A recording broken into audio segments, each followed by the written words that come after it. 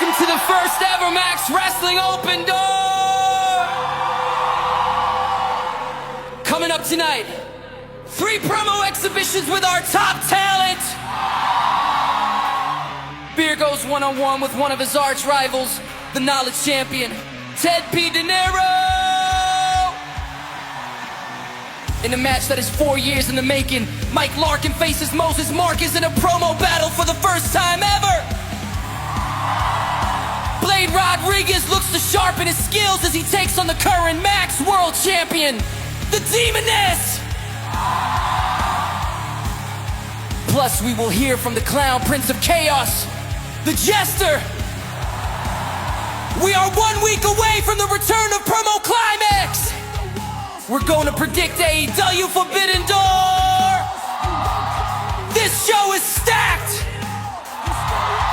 Welcome to Open Door! One door is forbidden, ours is wide open. Welcome to Open Door, a Max Wrestling Max event. I am the captain, he is El Jefe, and down there is Cypher. We are about to predict AEW / New Japan's Forbidden Door. We also bring you a loaded card of Max Wrestling promo action, and everybody seems to have understood the assignment, because tonight is not about championships, it is about calling your shot before we begin the big return of the Promo Climax next week. Goodness gracious, and we're all excited about it, so this is the perfect time to make Max Wrestling your new home for all things wrestling, and all you have to do is smash that like button and tickle that subscribe button. For those that prefer the old-fashioned podcast, of course, head on over to SoundCloud, Spotify, Apple Podcasts, wherever you get your podcast, and of course, for a whole bunch of links and just the beauty of itself, check out the dumb website, maxwrestlingnet.weebly.com, and of course, make sure we check out the official Max Wrestling post show after Max. A QR code is on the screen right now. Give it a link, but save it for later at the same time. Hosted by our very own Flex Murdoch, a.k.a. Corey, a.k.a. Cypher, a.k.a. the guy that's on the screen right now, flexing it out right now. You never know if anybody's going to show up, what's going to go down. It's like a little extension of the show, or maybe, just maybe, it's about a bunch of guys ranting and raving. Scan and go after the show. Yeah, and I was almost ranting and raving because I forgot the fucking graphic, but it's now playing. So, I don't want to wait anymore. I want to see some promo action because I hope you're all as excited as I am for the return of Promo Climax next week. So let's kick things off with 2 former Max World Champions. Beer has competed in King of the Mic before. Teddy has competed in King of the Mic and Promo Climax too. In fact, I don't think there's a tournament that Teddy hasn't competed in apart from the first Promo Climax. These two have crossed paths several times. However, most recently, Teddy was once again victorious in defending his Knowledge Championship. It is Beer versus Tedd P Dinero. Up the beer.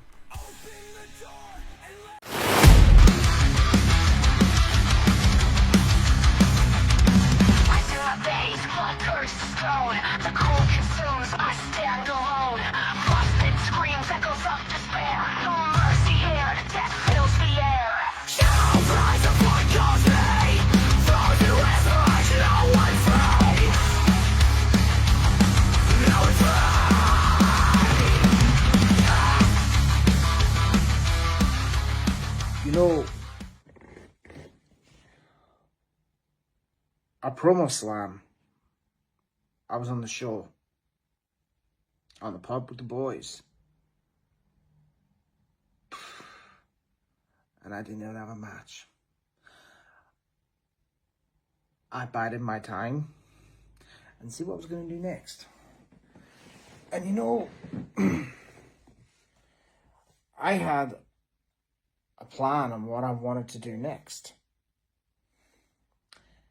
Until Mr. Rodriguez decided to ruin my plan. But I let it slide because when you're going up against Demoness, Blade, I wish you luck. I wish you luck, bud. I really do. But all I can tell you is be careful what you wish for.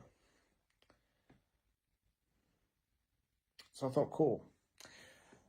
So we'll move on to the next. How about I do an open challenge. You see, because I'm sick to death of just sitting here and just waiting for people to give me opportunities. I'm going to start taking these opportunities. Until up came you, Teddy P. Teddy P Dinero, the man himself. You know what? I admire you for that, Teddy.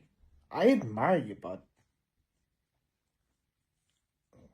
Because it takes a lot of courage, a lot of balls to want to step up to the longest reigning Max Wrestling champion in the history of this amazing brand that we both have the honor and prestige of being on every week.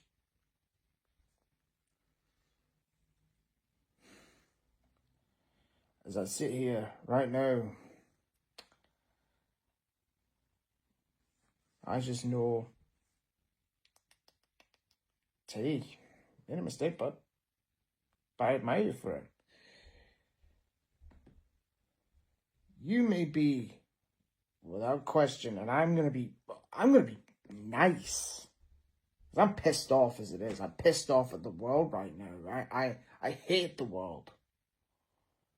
But you are, without a doubt, one of the greatest knowledges of professional wrestling I think I've ever seen.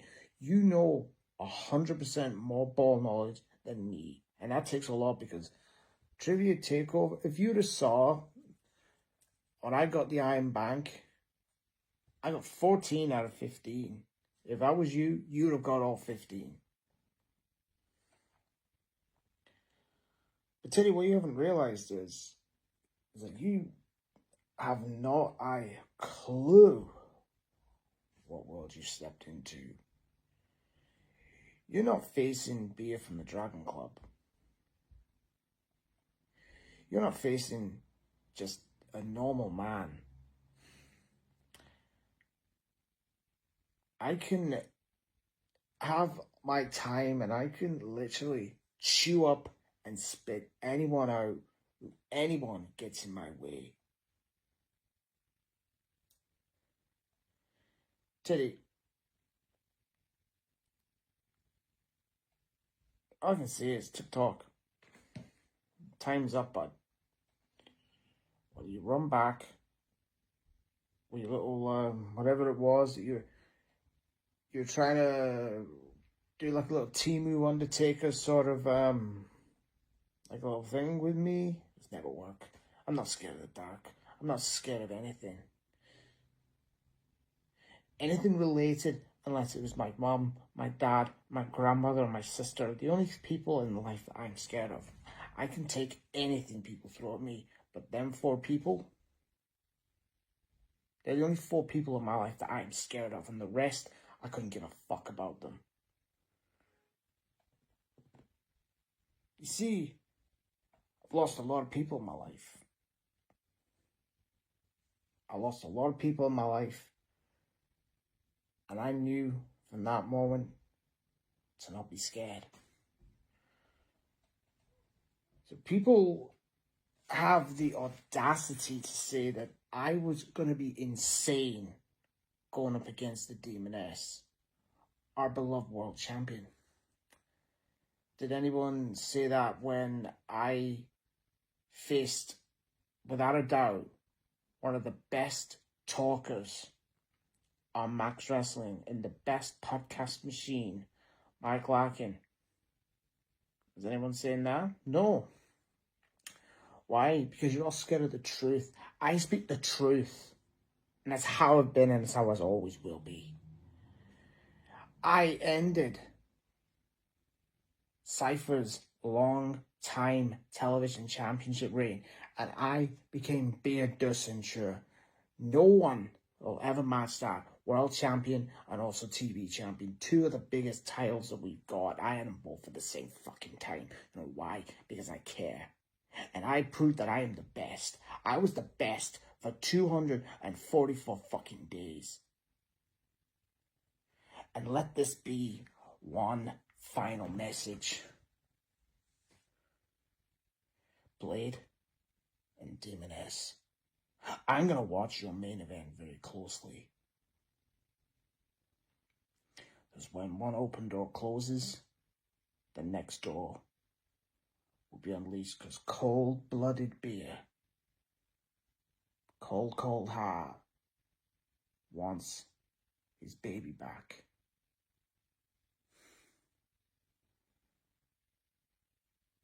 And when I do get my World Championship back, I'm going to be the most unbearable person that you've ever seen. I'm going to be literally rubbing it in every one of your faces. Teddy, I do like you. I respect a lot. Yeah, I respect you, bud. I really do. But all I can say is, time's up. 3, 2, 1. Press 1.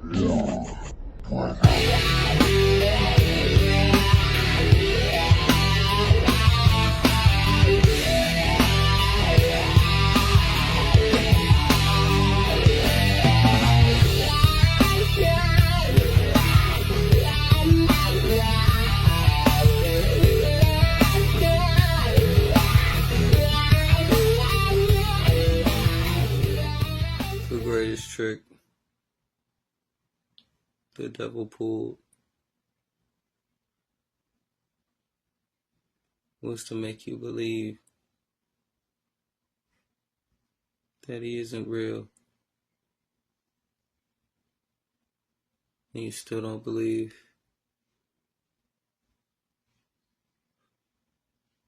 What I don't understand, Mr. Beard, is that you have this pompous attitude about you, the protagonist spirit in an antagonist form. Yes, you, Mr. Beard, sir. We have yet to even reach what this truly is, what the pain comes, what the misfortune of your demise. See, I spared you last time. I spared you. I let you have the title, because what do I need with a title that I don't defend? The problem is truly this, Mr. Beard. You are the opposition, and you are standing in my way, but not only my way, the cross world orders way. And that, my friend, that is a problem. And when you start doing things that might cause you more problems, such as standing to the glitch in the system, not only will I take your little title, I'll take your soul.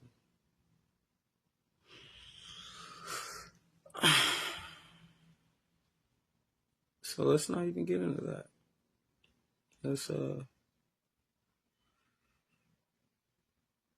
Let's let you stay on your side, because my side's winning. The most disturbing thing about you, Mr. Beard, is this facade of confidence that you parade around. Like you're this and you're that. You're nothing. You are a roach in my kingdom. How dare you even step to me? How dare you even breathe my air, you insolent peasant? You and your dragon, whatever the fuck you guys call yourself. You're no match. You're nothing. You're honestly minuscule in the master plan. But hey, you gotta step on steps to get where you need to go, right?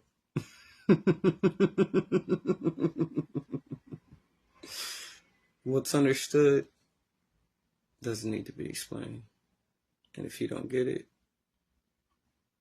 it's not for you to get. Okay, no overkill on Forbidden Door. We got 8 matches. A nice, solid, standard pay-per-view. Standard, fam. Standard. All right, so let's... I have no idea how we're going to start this off, so I'm going to kick it off with Cope and Cage versus Killswitch and Kip. CNC versus K&K. Hey, put the letters together and you get some rhymage.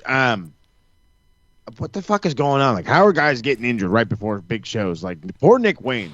Yeah. You know what I mean? This guy, this whole fucking feud is about him. And then he's hurt. And they bring Killswitch back, which, you know what? I don't hate that. I've kind of been clamoring where the fuck he's at. So, okay, the return is on. But we say this all the fucking time. The writing's on the wall. These guys are going to be the Edge and Christian, the CNC connection, whatever you want to call them. It's going to be them of old. Yes, there is tension, but it seemed to be like they pretty much squashed it on Dynamite last night. So he wants to be the best darn tag team partner he's ever had. And I'm like, you already were the best darn partner he's ever had. But hey, that's in the past. So I hate to do it because, Killswitch just got back. You really don't need to have this guy lose. But obviously, it should be Kip Sabian taking the pin. But there's no way Cope and Cage are not winning this one. There's no way. And I actually forgot his name changed to Killswitch because I saw the thumbnail this morning and I was like, hey, it's Luchasaurus. As did I. As I was watching Dynamite last night, half muted, I'm like, oh, Luchasaurus is back. And then I heard, like, faintly, some Killswitch is like, oh, not the stupid switch. Oh, yeah, they changed it. They renamed him after Christian's finisher. Exactly. But it also makes sense. And then I love the fucking, what was it, Scotland crowd? So were they were Scotland? Yeah, they were in Glasgow. They were all chanting. He's all, that's your dad, or he's your dad. And I'm like, hell yeah. Don't beat up your dad. But he beat up his dad anyway. Yeah, speaking of the fact that they were in Glasgow, they had Grado on, I think it was a Collision taping.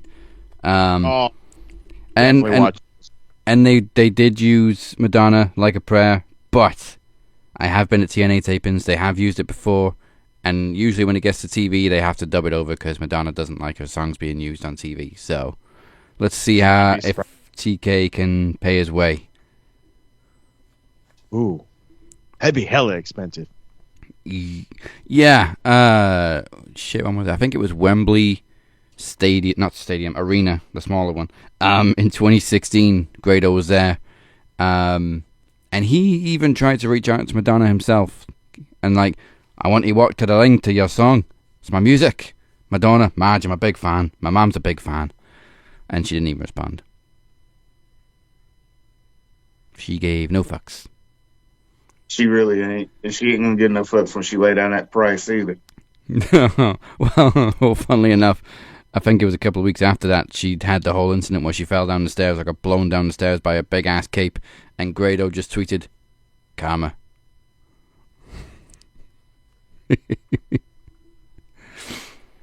Alright, while Mo on the freezes, we both went for Cope and Cage. Flex, who are you going with? Well, considering the irony of things and, consider how everything's shaping up, I got to go with Cope and Cage. I feel like... So a full house for Cope and Cage. Let's go to the IWGP. Cal Fletcher versus Takahashi. We're just gonna have some fun. We're just in here having some fun. Hiromu Takahashi versus Kyle Fletcher. How many times is fucking Hiromu junior champ? 3, 4 time. I want to say 4 times former IWGP junior heavyweight champ.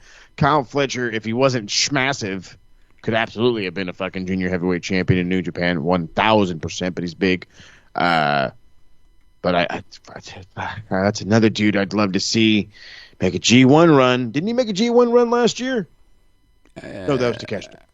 Yeah. Then Takeshita won it. Shout out to Takeshita. Anyway, we're going to talk Takeshita, talking Fletcher. Wait a minute, it's not the IWGP, it's TNT title. This is for the TNT title. Yeah, Kyle Fletcher's TNT champion. I keep forgetting who the fuck's TNT champion because it's just like irrelevant. It's a floater belt. I know having technical really is. Everybody, what kind of shit is going on? Oh, there it goes. Lord have mercy. My bad. But yeah, he's getting fucked up right now. We're good though. TNT title kind of feels a little bit dead in the water, even though I love Kyle Fletcher. It just seems to be an irrelevant belt, no matter who's got it. Yeah, I really don't think it helped point that Adam Cole had it, and they barely put him on TV, and then of course he got injured. And then Dustin had it for a cup of coffee. But keep it on Fletcher. It's an exhibition match at best. That's a nice way of putting it. Yeah, there's no reason to give it to Hiromu, who he's not going to hang out. He's not going to have a real run in AEW, so keep it that way. Kyle Fletcher is gaining more momentum. He is probably the more recognizable TNT champion that we've had in a minute. Yeah. So, I mean, I think Dustin could have had a good run with it if he'd have had a run with it, but he literally had it for like a week. Yeah, and then double knee surgery or whatever the fucking story is. So it sucks, but it is what it is. The nature of the beast, as they say. Yeah, I mean, it sucked that we had to take it off Adam Cole in the first place through injury, severe injury. Agreed. But again, they didn't do much with him as champion anyway. So I really think this title's been hurt a lot lately, and they need to showcase it a lot more. And Kyle Fletcher is a great young talent to do that with. Hit Andy Orton light. Is it another full house for Fletcher? Yeah, pretty much. Like I said, that belt's a floater, but at the same time, keep it on Fletcher. Bring a little bit more prestige to it. People might start taking it a little bit seriously. Right now, it's got relevancy than, it's got a little bit of relevancy, but not a lot. So, yeah, just keep it on Fletcher. It's kind of like a 24/7 title right now. I know. Okay, don't varnish it that bad. Yeah. I would say, oh, God, that's terrible. We got a three-way elimination for the tag team titles. Hurt Syndicate defending against FTR and Brodito. I didn't even know they had a team name, but Brodito. Oh, yeah, they got a badass team named Brodito. This is where... and Bandito, for those that don't get it. Yeah, and you should get it. No, I'm just kidding. It is a random little tag team that they have. I love it, though. I love these guys. I think they would work great long-term. I really, truly do. The problem is it's like we're talking about the Hurt Syndicate here. They're over. They should not really even lose these belts as an even small consideration. But let's say they do.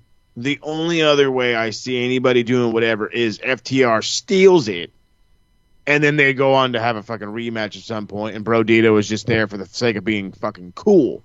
But Brodito right now is in the position that was the same position that we would consistently see the best friends in. Oh, come on, please give him the fucking tag team titles. Or just recently with the fucking the Outrunners. Yeah. Come on, just give them the tag title run or whatever. That's these dudes right now. They got the hot moment. They got the momentum. They got the push, the drive, the whatever have you. The fans are clamoring for it, but it's not going to happen. It's just not going to happen. So I'm going to play it safe. I'm going to stick with the Hurt Syndicate, even though I really do think there could be some fucking chicanery. And, maybe goddamn Stokely gets involved or whatever, and FTR steal it. Can be tag team champ. But again, safety reasons, sticking with the Syndicate. Cypher, who you going with? I mean, if we're thinking outside the box here, like, what if TK pulls the ultimate serve and then decides to, like, you know what? Let's just give Bro Dito the tag team champions, and that way they have a rematch against Hurt Syndicate. I mean, that could be a good one. Mm-hmm. I mean, the rematch is definitely there, but at the same time, like Mo said, like, they're like the Outrunners, the Best Friends, Private Party. You want to put the belts on them, but just not right now. Just not right now. So, will Bro Dito get the shot at tag team champions? Hell yeah, absolutely. It just won't be right now. It'll be at a later time where they'll face Hurt Syndicate one-on-one and then take it. So I'm going to take the same safety precautions and say Hurt Syndicate. Yeah, same for me. I don't see any reason for a title change. FTR don't need it. Hurt Syndicate are kind of on the fence right now, whether they're face or heel. I think they're trying to be heels, but people just love them. Yeah. they love the fact that they hurt people, that they're rude. They're just over. I mean, the fact was they were over in the E before they were kind of forced out. Yeah. And then that momentum just stuck with them. And it's still here. And you're right, FTR doesn't need it. So just throw that out the window. Part of me even thinks that some part of AEW leaked all these rumors that people are unhappy with Hurt Syndicate backstage for politics or whatever, just to get some heat on them from the fans. But right, personally, I don't really think the fans are buying it. They just love the Hurt Syndicate. They love MVP. Love Bobby Lashley is just killing it. He's the man. He's in such good shape right now. I mean, he's always in good shape. Bobby Lashley doesn't age. No, he does. And at this point, neither does Shelton Benjamin. Jiminy Christmas. I keep thinking Shelton Benjamin's like 30. I want to be 50-something with shoulders that fucking wide. Damn. And can we also remind people that Shelton Benjamin was Brock Lesnar's tag team partner in college? Mm-hmm. In college. These guys wrestled together at the University of Minnesota. Crazy. All right, this one. This one is IWGP World Title. Zack Sabre Jr. versus Nigel McGuinness. Pop the London fucking crowd, fam. Pop the fucking London crowd. Certainly worked when he was a surprise entrant at All In last year. I know how important the title is in Japan. I can feel the stare of Gato now. I really can. And it just doesn't help me because I don't give a fuck. Give it to Nigel McGuinness. Oh, you're in the O2. You're in London. It's against Zack Sabre Jr. It is going to be a technical, hard-hitting, British strong style match. Is exactly what we're going to get. It's going to be balls to the wall. Might be one of the best matches we've ever fucking seen on an AEW show. And I'm all ready to fucking start clamoring that on every show. But this is the pop he had being a surprise entrant. The match he put on with Bryan Danielson. Even the little things he was doing on Dynamite. Nigel McGuinness has it still. Mm. And again, I understand the prestige of the IWGP Championship. Okay? I get it, and I'm sorry for those who are going to take this right up the butt because look at how they're taking the Takeshita win, some of these fans. Oh, yeah. But for the moment, for the pop, because Zack Sabre Jr. he lost the belt earlier, and he did a fucking hot potato with the belt himself. So Why not do it again? Again, for the pop. And then if anything, you can have him, win it again on the fucking, on a, whatever, goddamn kick-ass. What big shit? All in. All out? All out? Oh, that's the next one, yeah. All out. That's the next one. Counter. I'd do it like that. I mean, that'd be relatively close. But hey, it wouldn't hinder the structure. It could put in a little wrench to the fucking whole Takeshita thing. Or, in that instance, that's where Don Callis and all those fuckers could get involved and screw Zack Sabre Jr. Oh, yeah, there's no way you could lose to some fucking old fucker like Nigel McGuinness. Let's screw him. I can see all kinds of shit happening. In the last one, I went safe. In this one, I'm risking it for the biscuit in it. I got to stick with Nigel. I want Nigel to win. I need Nigel to win, okay? I love Zack Sabre Jr. I love everything he's going to do. I need the moment. Give me the moment. Flex, safe or ballsy? Hey. That should be a definitely next segment. Safe or ballsy? No. Let's put that on a t-shirt. Hey. Yeah. There's a lot of shirts coming out soon, folks. Don't worry about it. We're gonna get all these. We're gonna get all the these. Merch is a coming. Yeah, merch is coming. Safe or ballsy, all that. But I've learned in watching, like in recent history, whoever the hometown hero is, that's who they put over the most. And you see it everywhere. It's like it's nothing new. You see it every time, like. They go to these different places, and the person's from there. They always get put over. And, like, we're in the 0-2, so, hey, I have to go with Nigel. I'm gonna go with Nigel on this one. The crazy thing is they're both from London? Yeah, I think, well, obviously different parts of London, but yeah, Zack Sabre's from London too, I think. That's what I'm trying to figure out right now, because I'm pretty sure that's where... Nigel's from, or at least that's where he's built from. Zack Sabre Jr. is from the Isle of Sheppey, which is on the coast of Kent. Oh, so a little bit posher than Nigel. Yeah, I was about to say, yeah, you go. Well, that explains it all. Explains it all. This fool's real name is Hey, that's a good first name you got there in real life. I'm not about to give it to the world. But you can, you can Google it or Wikipedia it, whatever you want to fucking do. His real surname kind of spells it out for you. Eat well. Eat well, nice. They eat well. Dude, I love that. Eat well. I love that. I love it. Let's get ballsy.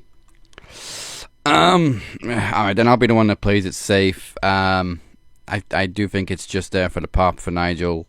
It'll be a hell of a fucking match, like you said. But I think Zach's carrying it back to Japan. Yeah. Probably. But we can dream, damn it. We can dream. Yeah. Kind of don't want to give a fuck about this one, but 4-way for the TBS title. Mercedes, too many belts versus Alex Windsor versus Persephone versus Bozilla. Windsor! Alex Windsor is so fucking over. I can hear Tony Storm from the rafters of some arena somewhere in the middle of the world. Windsor! So Bozilla is the one from Stardom. Yes. Okay. Persephone is the one from CMLL. Yeah. She's relatively known. People are a little excited about her. More people are excited more about Bozilla than Persephone. But I'm excited for Alex Windsor. Okay, she's obviously liked. She's getting a push fast. She's been here before. Then I think she got hurt. Yeah. She was out for a minute, and now she's back. And if I'm not mistaken, this is Mrs. Ospreay. Am I wrong? Yes, it is. Will Ospreay's lady? Yes. There you go. That guy's giving you everything and then some. Put his wife over. Again, as we have proclaimed her 100,000 times over, Mercedes too many belts. She has issues walking with all these belts. It's time to lose one of these belts. And you go ahead. And she got another one recently, or going for another one? She's going for She might another be one. going for another one. I was about to say, I remember hearing of her winning another one, but god damn. Well, I mean, she got 9 or 8 now. 8 or 9. I think it's 8. She don't need 9. You don't need 9. You don't need that many belts. Now you're just being greedy. You're like the fucking Green Lantern of AEW, collecting all the fucking rings. Yeah, it's tomorrow, actually. Mercedes versus Emerson Jane at Global Wars for Rev Pro, title versus title. Oh, so okay. She could be adding Discovery Wrestling Scottish Women's Championship to her collection. What the fucking balls? No. Oh god. This is where it starts. This is where it starts. Play the rant music. This is if we haven't hit, I don't give a fuck. Let's go.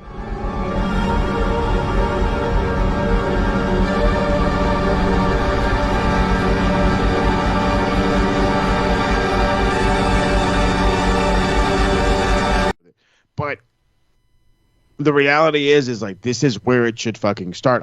I've given the history of the Ultimo Dragon way too many fucking times. I've said it ad nauseum at this point, and what the difference of the meanings of those belts were compared to this one. Half of these promotions I think are made up. The ones that she has belts for, or like are so low independent. It's like you might as well parade around the PWG championship. But in all reality, at least in PWG, that fucking title is still world renowned. Okay, so it's still fucking better off than some of the shit she has. But if she has a fucking match in Rev Pro, and then she's going to take whatever momentum from that show to go to this other one in the O2, why not start the losing streak now? She couldn't beat Toni Storm. Now you're on the losing streak. You lost your Rev Pro, whatever. I think it's just a Rev Pro Women's Championship or whatever. But she's got that one, so she can lose that, turn around, lose TBS, and then go from there. She can start losing all of her belts. Maybe she has to change herself, do some whatever, some soul search, whatever. But it's time to take her from this belt collecting world beater to reality waking up her. You know, you couldn't win the big one. Now you can't win any of them. Yeah, I do think she'll win the big one while she's in AEW, but I don't think she'll do it while she's got all these other belts. I think she'll lose it all to win the one. Bingo. But whether or not it starts this weekend is up in the air. You know what? I'll be the one with the ballsy prediction on this one. I'll go for Alex Windsor. Hey. Fuck it, let's get in the boat then, fam. We're all gonna go balls and say Alex Windsor. Windsor. Go, Mrs. Ospreay. Everybody. There it is, Mrs. Ospreay. Will's Mrs. There it is. Is your Mrs. up, mate? Beat fucking Mercedes, didn't I? Alright. Bored. This one also should slap like a bitch, like Rodney Slapovich. Oh. Okada versus Swerve for the unified title. You got to make sure to bring a change of shorts for this one.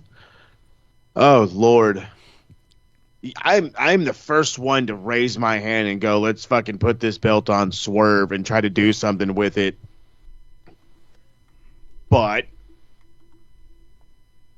we're talking about Okada here, and he's been the continental title that when he had it, he did fuck all with it, and yet it still mattered. So I'm just saying. And now that he has the unified, people are going to be chasing him. Whoever dethrones him is going to be a big star. It's just too early. It's just too early. Swerve doesn't have to win shit. Swerve is the most over dude in this company that doesn't have a title. So he might be the most over. Well, no, I'd still say Will's a little bit above him. But yeah, he's still upper echelon, top dog. But we're talking about Okada. We're talking about the run Okada could be having. We have this influx of New Japan now due to the Forbidden Door, quote unquote. With All Out happening, well, I'm sure we could see some more. That working relationship probably has to get going at some point, right? Takeshita's happening, right? Maybe Takeshita's the guy that wins it or whatever. He walks in with an AEW title to Wrestle Kingdom in January 4th. So I like it. You know what? I like that. I like that. Make Takeshita be the guy that beats Okada because that sets you up for the G1 because, again, Okada is the greatest tournament wrestler Japan's ever seen. He's won the most G1s. Yeah. Okada.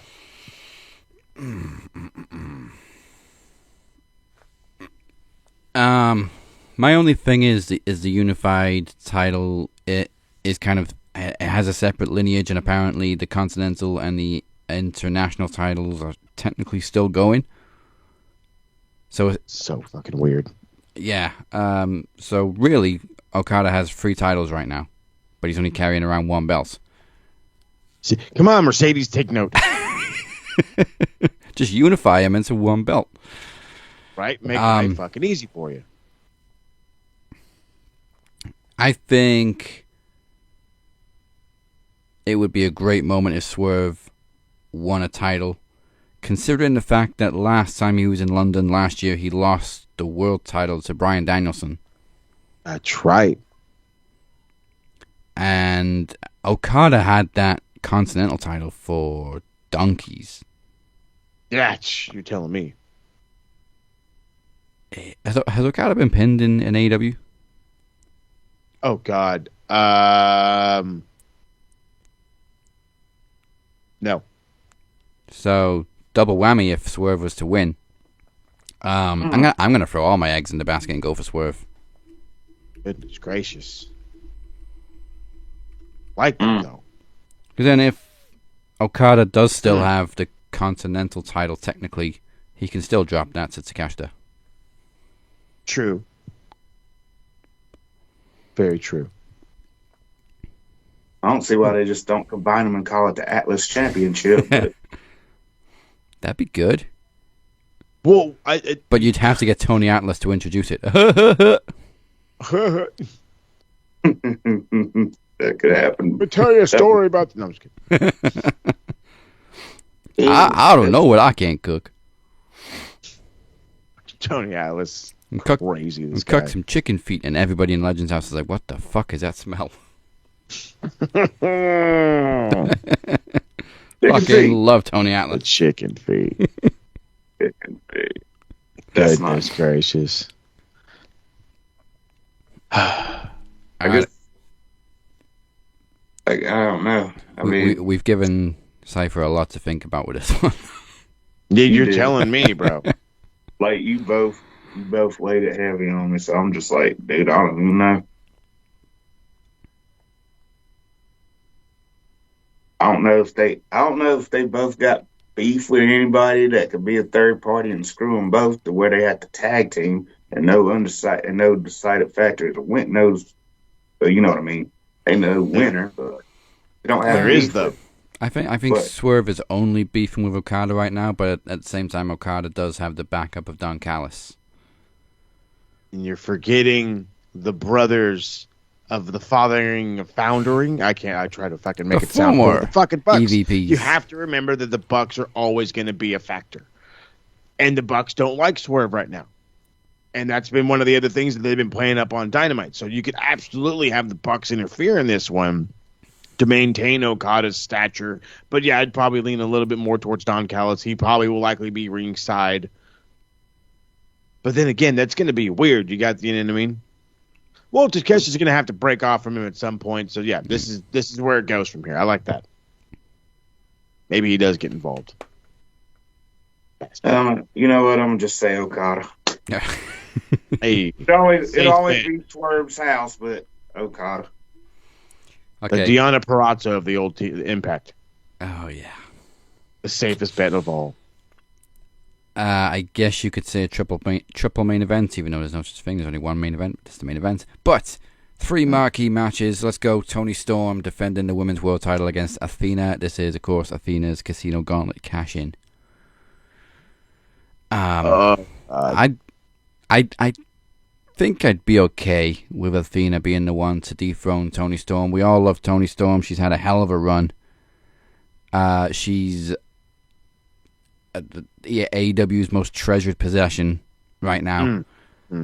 But we've been clamoring for so long for Athena to get called up and win a title on the main roster. She still has the Ring of Honor women's title. She's the forever champion. 800 something. Well, over 1,000 days, no? Oh, I want to say she's over 1,000 now. It could be at least coming up to 3 years. It's definitely well over 2. Athena Reigns, baby. Hey. Like it. I like that.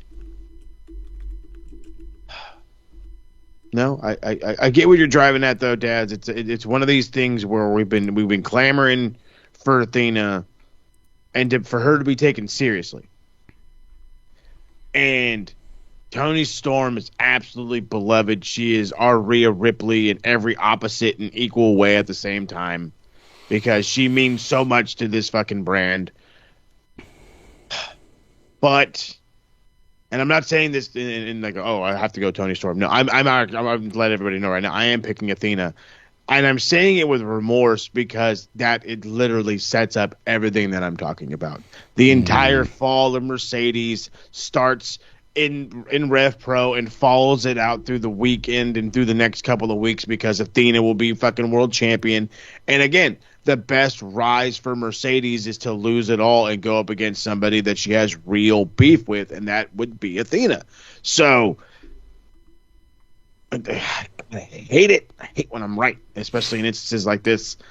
And it's one that I'm almost positive is going to happen. We love Toni Storm. Thank you for your beautiful run. But Athena has to win this. We have to get Athena at Mercedes at some point. And maybe if TK's smart, that just means that Mercedes never wins the big one. Wink, wink, nudge, nudge, say no more. Well, it is coming up to 3 years. Athena's been champion for 984 days. She won it December 2022. As for Toni Storm, obviously she won the title back from Mariah May at Grand Slam. But last time she was in London at All In was when she lost it to Mariah May. So is she going to lose the world title in London back to back? Yes. Well, think of it like this. Even if Athena don't win, who is the one person that could possibly dethrone timeless Toni Storm at All Out? Start your build with Jamie Hayter and have Hayter versus Toni Storm at All Out. Where is Jamie Hayter again? Did she get injured again? Catering, fam. Damn.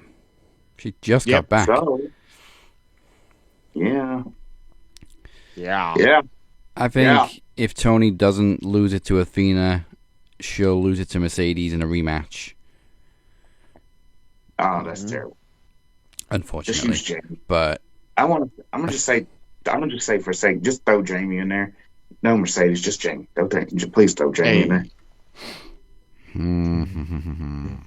Jamie. Yeah. Love it. I'm going to stick with Athena. Mm-hmm. Again, love Toni Storm. At one point, I wanted her to be champion forever. Hey, fucking hell. But I think that was mainly because I thought Mercedes was going to win it.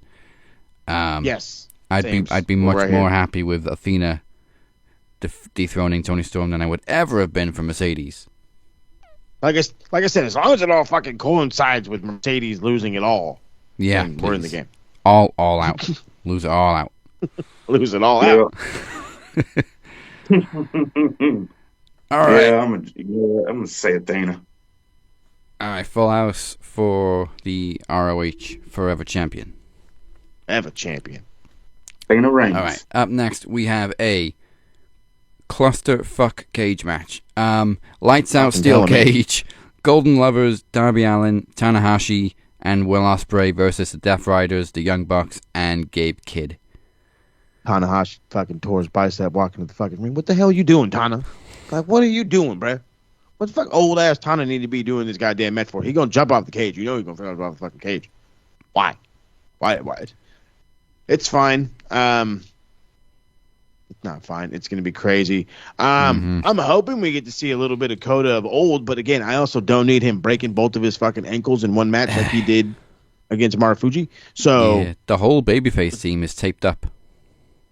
Yeah, they're all fucking hurt except for Darby, who's fresh off of climbing the mountain.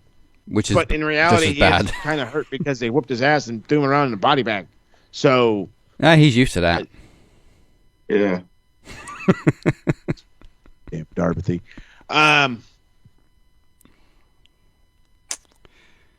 Christ, this match leans so much to the Death Riders, the Bucks, and Gabe Kidd because That's all these motherfuckers know. Is gnarly, go 100 miles an hour. Gabe Kidd's a fucking monster. The whole whatever. Darby has no limits. Tanahashi's going to go in there and hopefully not hurt himself. It'll be great. I just don't know what is the point? What are we doing? Where are we going? You know what I mean? We're just doing some shit. Because if we're just doing some shit, then the good guys should win. Because if we're just doing some shit. You know what I mean? The only fucking outsider. Well, in all reality, they only have one outsider per fucking side or whatever the fuck. Yeah, like I said, if there's nothing to this other than a good old fashioned brawl, have the good guys win because everyone there can get some love and affection from the UK crowd. Yeah. All right. My ballsy prediction. Give me some counter. Is they keep playing up on Will's injury and how he's not medically cleared, which is why it's a lights out match. And he's gonna need surgery soon. I think that injury, whether they're playing it up or not, is gonna be the downfall for the babyfaces and give Death Riders the win. So, plus Mox just lost the world title, so I'm gonna lean on the Death Riders. Also, because like I said, the babyface team is all taped up with. They're just stitched together. You're telling me they're getting through this match on bandages and pills. We have no idea how healthy Kota really is. Fucking Kenny can only work so goddamn often, and I mean, hell, they look at how much they whooped his ass, before losing the unified belt. Yeah, you got a point. They are really taped up. Dude, they are mummified. Like that. Just for the sake of just for the sake of everything. I mean, if everybody's taped up except Darby, Darby's gonna be having to do most of the work. Everybody else is gonna be like, everybody else is not even gonna get out of second gear, fam. So, Moxley Murder Association with the EVPs and damn Gabe Kidd for the win. I guess I'll take that side. It's Death Riders Incorporated. Yeah, Death Riders Incorporated. I think Darby's going to be the one doing all the death-defying stunts. So that takes us to the world title, possible main events. Might be the cage match, we don't know.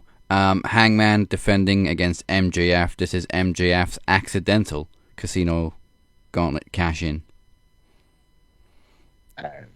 When you get suckered into something because you're so in the heat of the fucking moment and you're so intrigued about winning back a belt like nobody's business, it's a Hangman's first title fucking defense.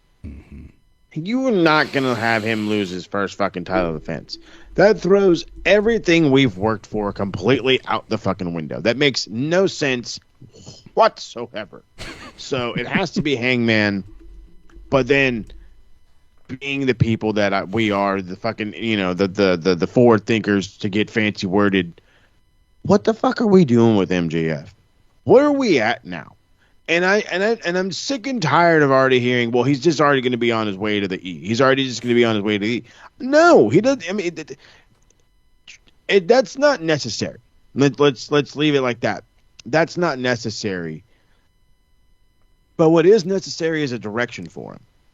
And if he's not winning the world championship, and by no means should he really win the world championship, even by fucking chicanery, screwery, whatever, maybe the Hurt Syndicate decide they do want to help him after all, or Shelton, crumbles, MVP crumbles, somebody helps him, and maybe they fuck over Hangman. You're hurting everyone in that scenario. It's a WCW move to the goddamn fullest. To the goddamn fullest. Because you're taking a guy who is beloved, who is your baby face of the company. He is your baby face. You gave him back his old baby face music, for fuck's sake. That's how you know he's the baby face of the company. You had him win the big one against the guy that was destroying the company from within because he said that nobody was good enough and this and that the people couldn't even see the championship. The whole 9 yards. The whole 9 yards. And then you're going to turn around and have him lose to the biggest dick in the company? And I'm sure he's like giggling at that one because I'm sure he took it as a compliment. But that's beside the fact. It just doesn't work. So Hangman to win it. But what the fuck are we doing with MJF? What are we doing with MJF? Why was MJF not in the G1? Why was MJF not doing something outside of Happy fucking Gilmore too? Yeah, and why have they gone straight for the cash in instead of, like, MJF really could have worked that cash in tease for a while. Yeah. But instead they've gone straight to it and forced him to cash in when he didn't mean to. Obviously he spent weeks trying to goad Hangman into just giving him a title shot. So it does seem like kind of a waste of the Gauntlet title shot, but it is way too soon to take that title off Hangman. Like you said, first defense, he's not losing it. But MJF, I think, does need to be world champion again at some point. Yeah. Just and not. then maybe this happened like 3 months down the line. I could say, well, if Hangman's fucking run is stale, why not? Got to have the heel guy, blah, blah, blah. But again, this is defense numero uno. Yeah. Like you said, it'd all be for nothing if Hangman lost it now. So give me Hangman. And Flex?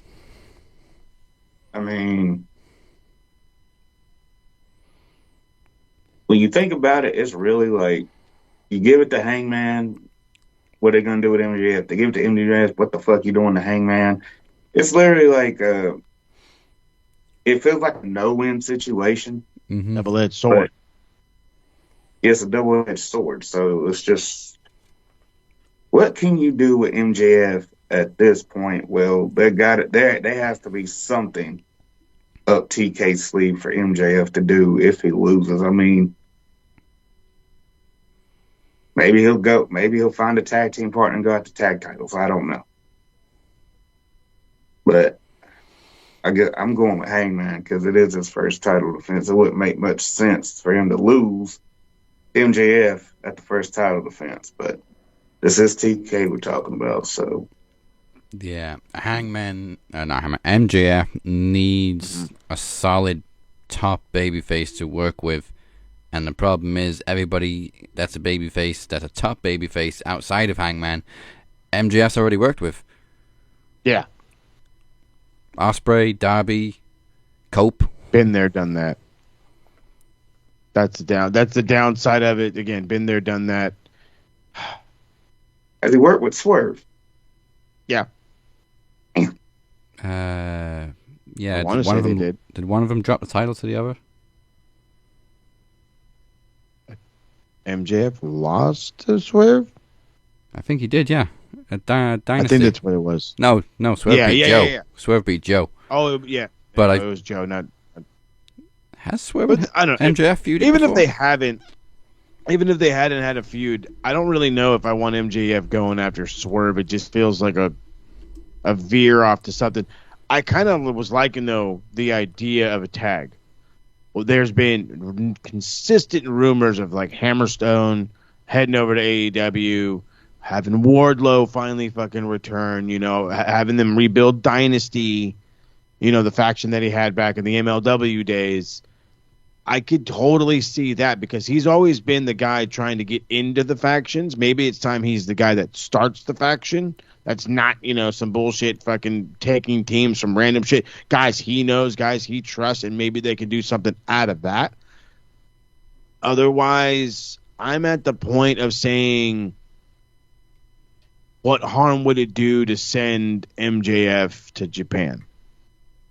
Is that doable? Is that something we can do? Can he have a run in Japan? You know what I mean? Can we make him relevant all over again? To do something for the fucking cat. You know what I mean? But they're not going to put him in a faction. I mean, that would be the next best possible move. Send him to Japan. Like, you seen how many people went to Japan and got absolutely fucking great momentum, then come back and keep that momentum. I don't know what happened to Jack Perry, but I mean, I remember when he fucking first came back, he had some good momentum, and then it just fucking, they were like, yeah, get out of here. Damn, where is Jack Perry? Catering. I know, cool. It's just like there's so many people that we Um, literally. Oh God. I don't think we've seen Jack Perry since he lost the TNT title. Nope. Has MJF and Jack Perry been in the tag before? Nope. Not to my knowledge. Odd pairing, but I like it. Yeah. So Swerve and MJF have some history on the Indies, but I don't recall that they've ever had an actual feud in AEW. They've crossed paths a few times, but no like feud or match or anything. So that could be on the horizon. A death match, some nonsense between these guys because they both can go pretty balls to the wall. Yeah, I think people forget actually that how violent MJF can actually be. Mm-hmm. You're telling me. Alright, so that is Forbidden Door all predicted, and before we go any further, we want to extend birthday wishes to one Travis Anderson, aka Travesty, aka The Walker. It was his birthday on Monday. I didn't do the usual thing by posting in the Max group because I think people would have thought, wait a minute, and you guys been beefing for so long? But anyway, he may be a nemesis and a pain in my ass for the last 3 years, but he is also an icon in Max Wrestling, one of the top promo competitors aside, and one of the most caring individuals I've ever met. So, happy birthday for Monday, Mr. Travis Anderson. Yeah, bro. Indeed. So, a few weeks ago at All For One, Travesty actually shocked the world as he surrendered his world championship to the Demoness. But immediately after the match, we saw the return of the Gesture with a strange request. Now he has set a challenge to the Demoness for next month's Summer End. But first, we get to hear what the Jester has to say.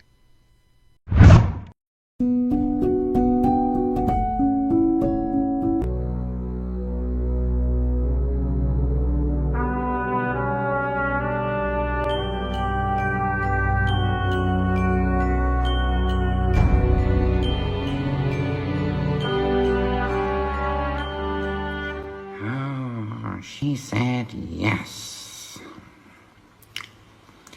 Can you feel it? Looming, humming, like the drum beat before the curtain calls. Summer's End. The stage is set, and I'm the headliner in a tragedy no one will forget. My darling Demoness, you've signed my death warrant, and I could not be more thrilled. Isn't that funny?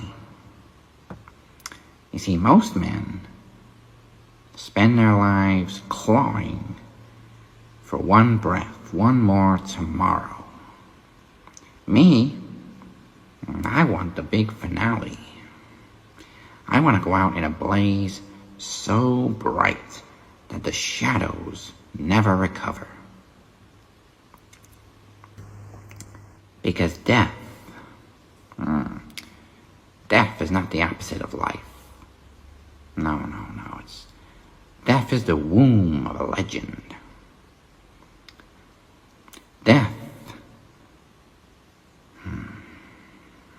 Death is different. Mortals rot. Martyrs fester into myths. And myths never die. So, when your blade, or your flame, or your kiss of death, however you choose to snuff me out, finally lands, the joke is not on me. It's on everyone else. Because they'll remember. Oh, they'll whisper about the madman who courted his own doom and laughed at the gallows. And they'll remember you as the dark angel who granted him into oblivion. will be inseparable. Two sides of the same coin, tossed endlessly through the grubby little fingers of history. My death is a coronation. Your strike is my scepter. At summer's end, I won't just die. I will ascend. So promise me, Demoness. Promise me you'll make it hurt. Promise me you'll make it beautiful. And when the world gasps at the sight, they'll know. They'll all know. The jester was never mortal to begin with.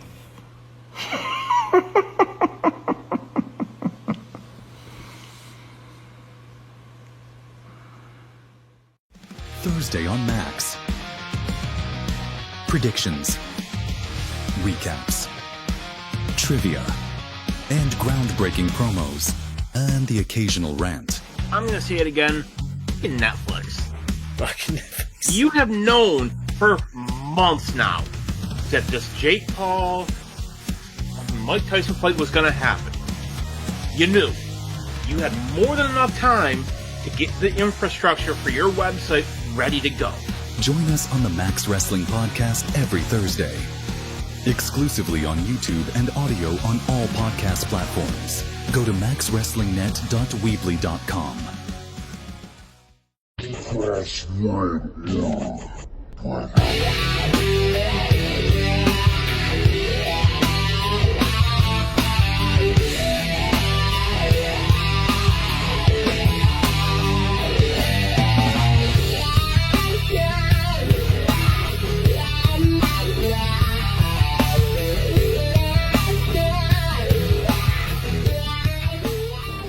Well, let me tell you something, you sons of bitches.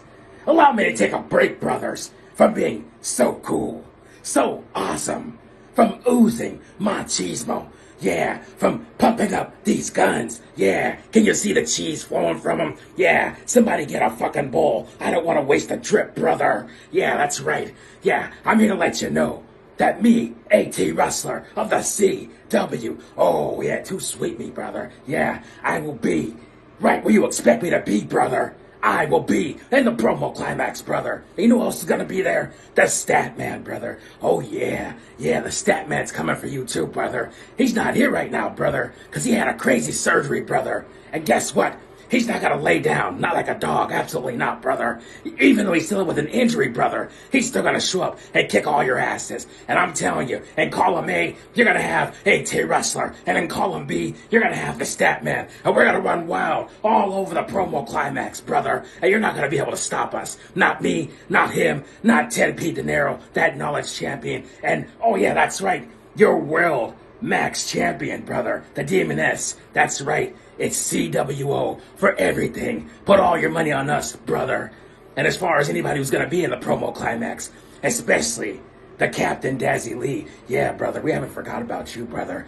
And especially Flex Murdoch. Oh, yeah, brother, we haven't forgot about you, brother.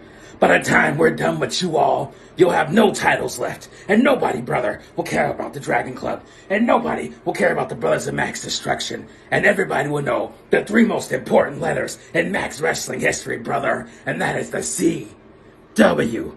Oh, yeah, brother. See you at the Promo Climax, bitches. Yeah. Ha ha ha ha! Hello, motherfuckers. My name is Professor Slababitch, because educationally, that's exactly what I'll do, baby. And I'm here to let all you illiterate motherfuckers know that come time for the Promo Climax, I'll be there to teach you all a lesson. Ah! See you soon, bitches. Welcome back to Open Door. I am the captain. He is El Jefe. He is Cypher. Speak their name and they appear. Once again, make sure you like and subscribe on YouTube. Follow us on all podcast platforms. And make sure you visit maxwrestlingnet.weebly.com. It's simply just a click away. After a break last year, Summer's End returns next month, September 18th. And our next Max event features predictions for AEW's All Out, which actually happens for the first time outside of Chicago. It's happening in our second favorite place in the world, Canada. It's going to be a cold, cold September.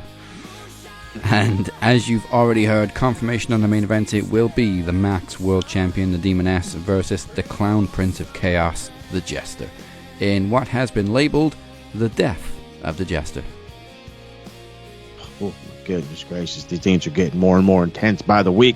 Who knows what else is going down? But we do know that 2 Promo Climax matches will also take place that week. Do not forget that the tournament begins next week. The path to crown the unified champion and the theme for Summer's End is a very special rendition of Foo Fighters Classic by Captain's Revenge. Go check it out now where you find all Captain's Revenge music. Yes, and for more information, as always, go to maxwrestlingnet.weebly.com. So speaking of the Promo Climax, we had a few confirmations there during the break. I'm not sure if we're going to get one more, but there is currently 11 entrants in the Climax. If you're not familiar with how it works, there's 2 blocks. Everybody competes against each other before there's 2 final opponents with the most points at the end from each block. So, current confirmations are, of course, myself in one block, Cypher in the other as 2 defending champions. Also confirmed are Beer, Blade Rodriguez, El Jefe himself, Moses Marquez, newcomer, Brew Capone. The Phoenix, of course, is in there. Chris Reed has silently declared as well. And as we saw during the break, we got A.T. Rustler, Robert Davis, and Rodney Slabovich. Rodney Slabovich. Son of a bitch. The guy with the best laugh in the world. So don't... You could say that. Like Moses just said, do not forget Promo Climax begins next week. We will have 2 matches, one from Block A, one from Block B. Keep an eye on the Max Wrestling Facebook group if you want to see the schedule. It will be posted in the next couple of days once we confirm the final lineup. Alright, let's do something a little bit different. We usually do last night on Dynamite, but we've just predicted Forbidden Doors, and we haven't covered anything from WWE yet, so let's do the Universal updates. Hey! And there isn't an awful lot to cover, really. Obviously, the rumors were correct. Naomi is dropping the Women's World Champion, or has dropped the Women's World Championship due to a case of pregnancy. She was dethroned by Big Jim. Oh, yeah. Hey, that guy will take anybody down, apparently. Goodness gracious. For once. Right in the middle of her run. Poor thing. Oh, I feel so bad. There was, I want to say like Bleacher Report or some whatever bullshit site on fucking Facebook put up this whole thing. Oh, it's totally 2025. It's totally been Naomi's year. Like, congratulations. And I was like, yeah, but this is all in the middle of the shit. Like, brother, you couldn't wrap it up for another couple months. You know what I mean? But it is, I joke, all jokes aside, good for them. They've been together for a long time. Yeah. They'll get to bring a child in this world. She has also stated that she didn't think she could get pregnant because of a lot of issues that she's had over the years. So, I guess they didn't really feel the need to proceed with caution. But hey, there you go. Once, I was actually okay with the Slim Jim being the sponsor of WWE because he had a big ass logo in the middle of the ring with Jim's name on it where Naomi placed the belt. Mm-hmm. Perfect. Perfect. Just all the way around. Just right down to the minor details. Just great execution. This does leave us in a little bit of a pickle, though, with Clash in Paris being next week. With Stephanie Vaquer was supposed to be challenging Naomi. Now we have a vacant title. And it's not... I don't think it's really fair to put multiple women in this match where Stephanie Vaquer would have been the number 1 contender anyway. But how do you decide who faces Stephanie Vaquer for the title? Otherwise, it's... You could have... You choose between... I guess you choose between Io and Rhea or go a different direction, honestly. Yeah, I literally said that exact thing last week because that's what it feels like. That's the only thing we really can do. Nobody else has been put in that echelon yet to be given a real opportunity to truly compete. So it's like, do we do another triple threat? And instead of it being fucking Naomi, it's Stephanie Vaquer now? Or do you do like Stephanie and Io or Stephanie and Rhea or fucking gauntlet match to crown the women's championship? Fucking last woman standing type of shit. Well, we've still got one episode of Raw, so I guess the only thing they could really do would be to have a battle royal or something on Raw this Monday, and then the winner faces Stephanie for the vacant title in Paris. Mm-hmm. Yep. Yeah. But Build a new star. Yeah, who's the new star like that? And speaking of Io, she was also very meme-worthy this week, just crashing out at the ongoing beef between Asuka and Rhea Ripley. In fact, those were the first two clips I saw from Raw this week, was Naomi's announcement and Asuka and Rhea arguing backstage, and Io just flipping out, almost walking into a door. Io's crazy. Losing her mind. And the best thing about that whole sequence was Kyrie just in the middle, like, I don't know what the fuck to do. I'm just gonna stand here and look cute. Yep, and she does that well. Dang. Yeah, and then also, I think the divisions lost a little bit of steam. I've realized this week, I think maybe it was too soon to put the world title on Seth. Like, we didn't really have enough time to flesh out this group and make us want Seth to be champion. It just kind of came out of nowhere because Punk was challenging Gunther. I do hope they can redeem a little bit of steam, because they had a good thing going. Redeem the steam. They had a good thing going. Seth had all the charisma in the world. Braun Breaker is super over and continues to get super over. Bronson Reed's just out there stealing shoes. Go. Hundreds of dollars in shoes, fam. Hundreds of dollars. So yeah, it wasn't a massive Raw. I think literally it was just Naomi's announcement was the biggest news from it. And that was something that and apparently most Rhea people Ripley saw running coming. to the ring in a bra. Oh yeah, that bra's getting bruv points, no doubt about it. Oh, for damn sure. No, but I mean that's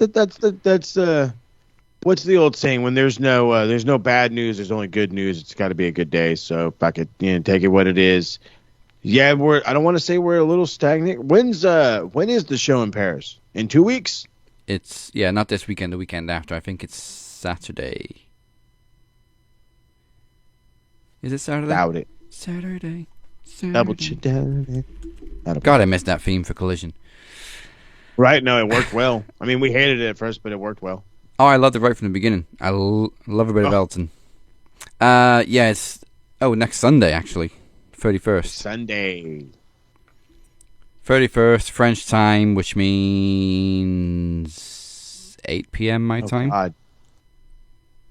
Oh, all right. I'll take an afternoon show. Hell yeah. Yeah, thanks. And it's also going to be the last PLE on Peacock because the deal with ESPN begins almost immediately. So get your $30 a month ready, people. Christ. It's too much money, fam. It's too much money. It is ridiculous. I think, though, WWE was overshadowed a little bit this week anyway, because obviously a lot of attention was on their first joint production with AAA for AAA, or was it Triple Mania? Triple Mania. And all eyes were on Dominic Mysterio, who didn't quite get the job done thanks to AJ Styles ruining a day. Asshole. But it's okay. We get the rematch. That guy's beloved out there. Yeah. We also get the rematch at Worlds Collide, Vikingo versus Dominic for the Mega Championship. But I feel so bad for Vikingo because for some ungod-known reason, the Mexican fans love Alberto Del Rio. Like the only crowd in the world that love him. And because of that, they were booing the shit out of Vikingo just because he's the Mega Champion and Alberto was forced out of the company. Yeah, they're mad. I so don't mad. get it. Like, surely you know he's a piece of shit, right? There's a lot of people that'll tell you, well, is he a piece of shit in the ring? No. And if the answer is no, then they don't give a fuck. But the answer is yes. So But- it's like, what's going on? But at the same time, yes, he's good in the ring, but at the same time, we always say Chris Benoit was amazing in the ring. But that doesn't take away from what we know. Exactly. It also doesn't take away from how people react. Yeah. So, like, just because somebody's good in the ring doesn't mean you can forgive them for their shortcomings or the flaws in their character. Big flaws. Like, massive flaws. Like, and the main concern on everybody's mind is, will the E bring him back? That is the main concern right now that's being speculated. And I'm just like, no, they're not bringing him back. Said real quiet so it wouldn't get censored. But Especially if they really are trying to bring Paige back in, which they've been shuffling their feet on for a while now. I think the reason why they're shuffling their feet on is I don't even think they know if they really want her back or not. I mean, hell, they brought Nikki back. Yeah, fucking. But bringing Nikki back over too Paige is diabolical. Yeah. Well, the sad reality is we know Paige can only wrestle so often, and at least Nikki can kind of wrestle more often. That's not that that's going to help her fucking case or anything, but I mean, at least then in that aspect, she's more expendable. Yeah. She's not as fragile. Well, I mean, in AEW, Saraya took some bumps that we didn't think she'd be able to take after that neck surgery and everything. So I think she could still go. I mean, that's what I was saying. Like, I'm not saying like she can't wrestle, but she can't wrestle as often. She's more of a special attraction rather than Nikki was just, oh, great, Nikki's back. Great. But I mean, fortunately, we don't see Nikki wrestling every week. She's out there in backstage segments or like the promo face-off with Becky. So I mean, there's nothing stopping them from doing that with Paige. She can come out and do promos. Paige is actually pretty good on the mic. Yeah. If you're gonna bring Paige back, bring her back as a manager and make something roll with, make a faction with Lyra or somebody. Make her do something with Paige. I mean, manager. They kind of were trying to do that with her in AEW. Like, kind of making her the face of a group or whatever, and it was working, but that group also didn't get any shine. In the E, I feel like something like that could really happen. So yeah, I like that. I don't think she should be a manager straight up. Like, you're gonna want her matches. You're gonna want her to have a few good matches with some people, and then maybe a year and 4 or 5 months after being back, cool, make her a manager for sure. Yeah. There's a lot of young talent that Paige hasn't worked with. Like, her and Roxanne would kill. Oh, yeah. But yeah, saying that, she did an amazing job as SmackDown GM. And then they just pulled the rug out from under her for no apparent reason. And didn't they, like, combine the role or something? The McMahon family became the authority figure again. And then Paige was just like, oh, okay. Mm-hmm. I thought I was doing a good job, but okay. Back of the line. Bullshit. So I just closed the fucking page. Clash in Paris has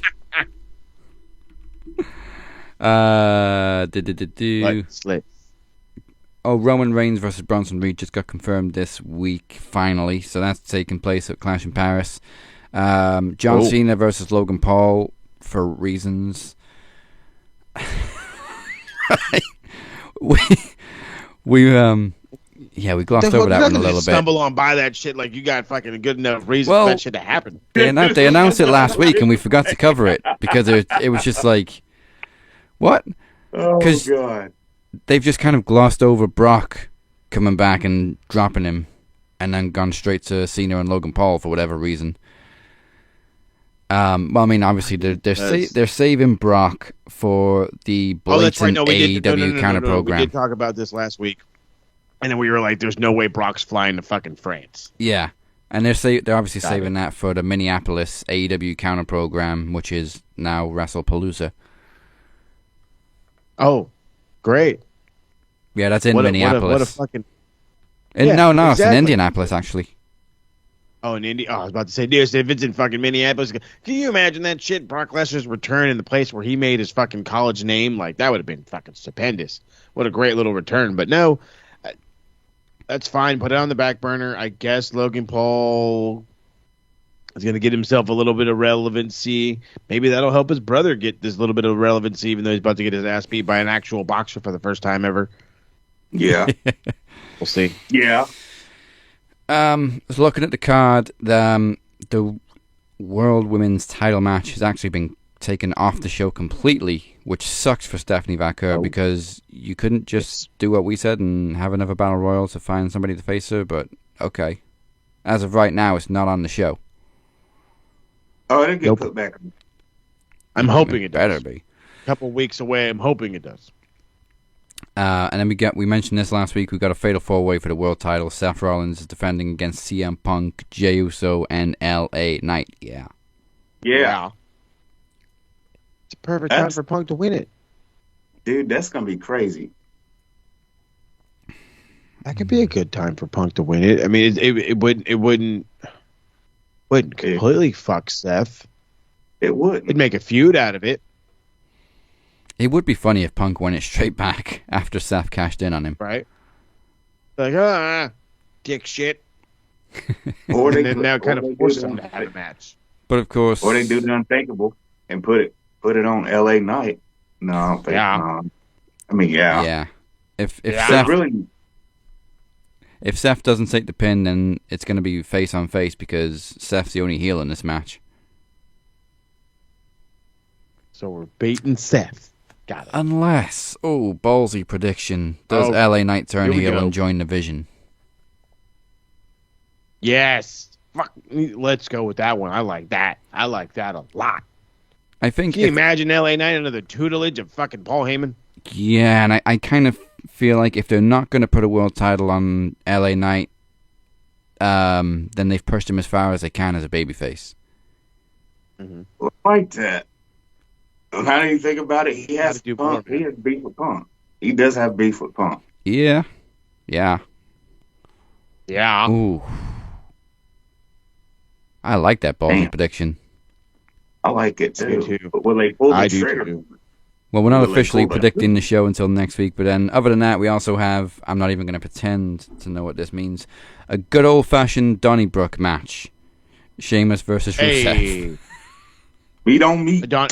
A Donnybrook is a hockey term. Just a big fight. Yeah, they're just going to scrap each other. The fucked up thing is the Donnybrook is actually like when the whole team fights each other, so I don't understand what the fuck they're talking about. Well, it has happened before. Sheamus versus Drew McIntyre. And then at Extreme Rules, both of these were in 2022. At Extreme Rules, it was the Brawling Brutes versus Imperium. And all these were... they were all good old-fashioned Donnybrook matches, which essentially is no DQ. And also, there's large wooden barrels of brandy and shillelaghs at ringside. Oh, somebody gonna get drunk. Somebody in the E thought they want... No, you know what it is? Somebody in the E started watching Shoresy.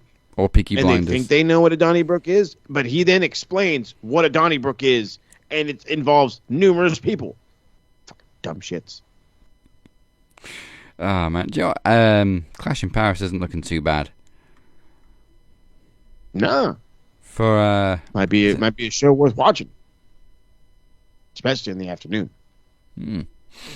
All right then. So it's high time for some more promo action. So this one is 4 years in the making. It was supposed to happen at Promo Mania 6 in 2021, but due to mitigating circumstances, it was cancelled.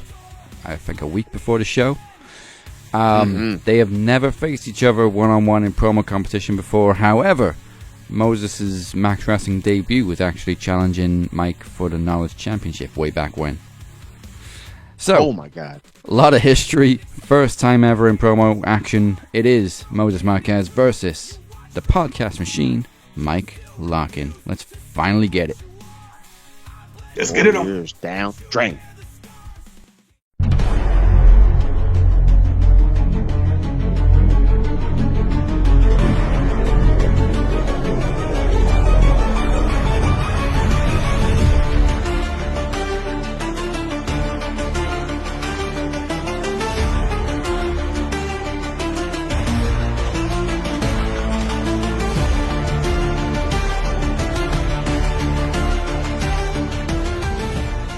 Moses Marquez, we finally meet.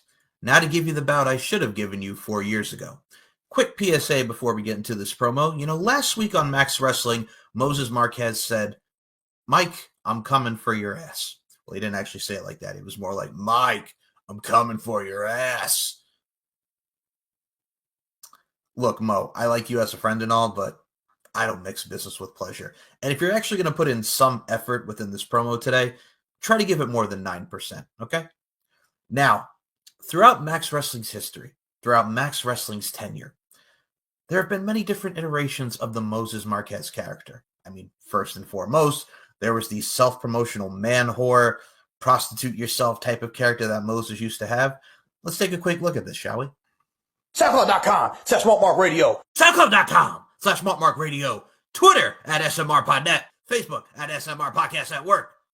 The Retro Rewind. Go to sit back. Go to unwind with me, Moody, Paul Morales. The gang catch you around the bend. Bah, bah, bah, bah, bah, bah, bah, bah. And then, the Promo Climax came around.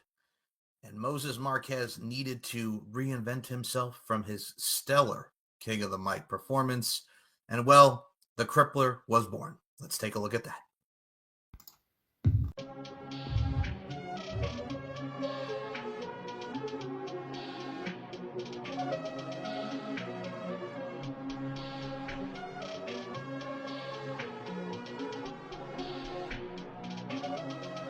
Perfect.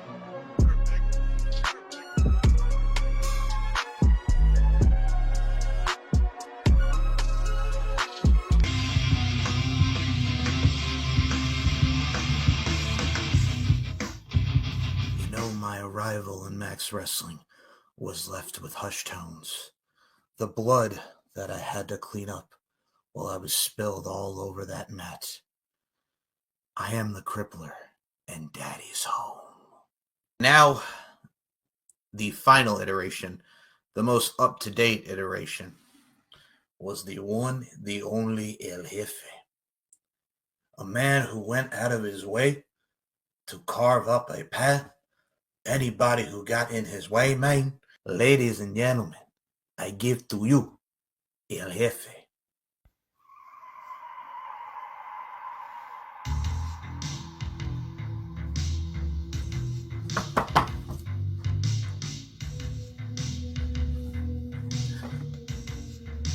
Say hello to the smart mark, El Jefe.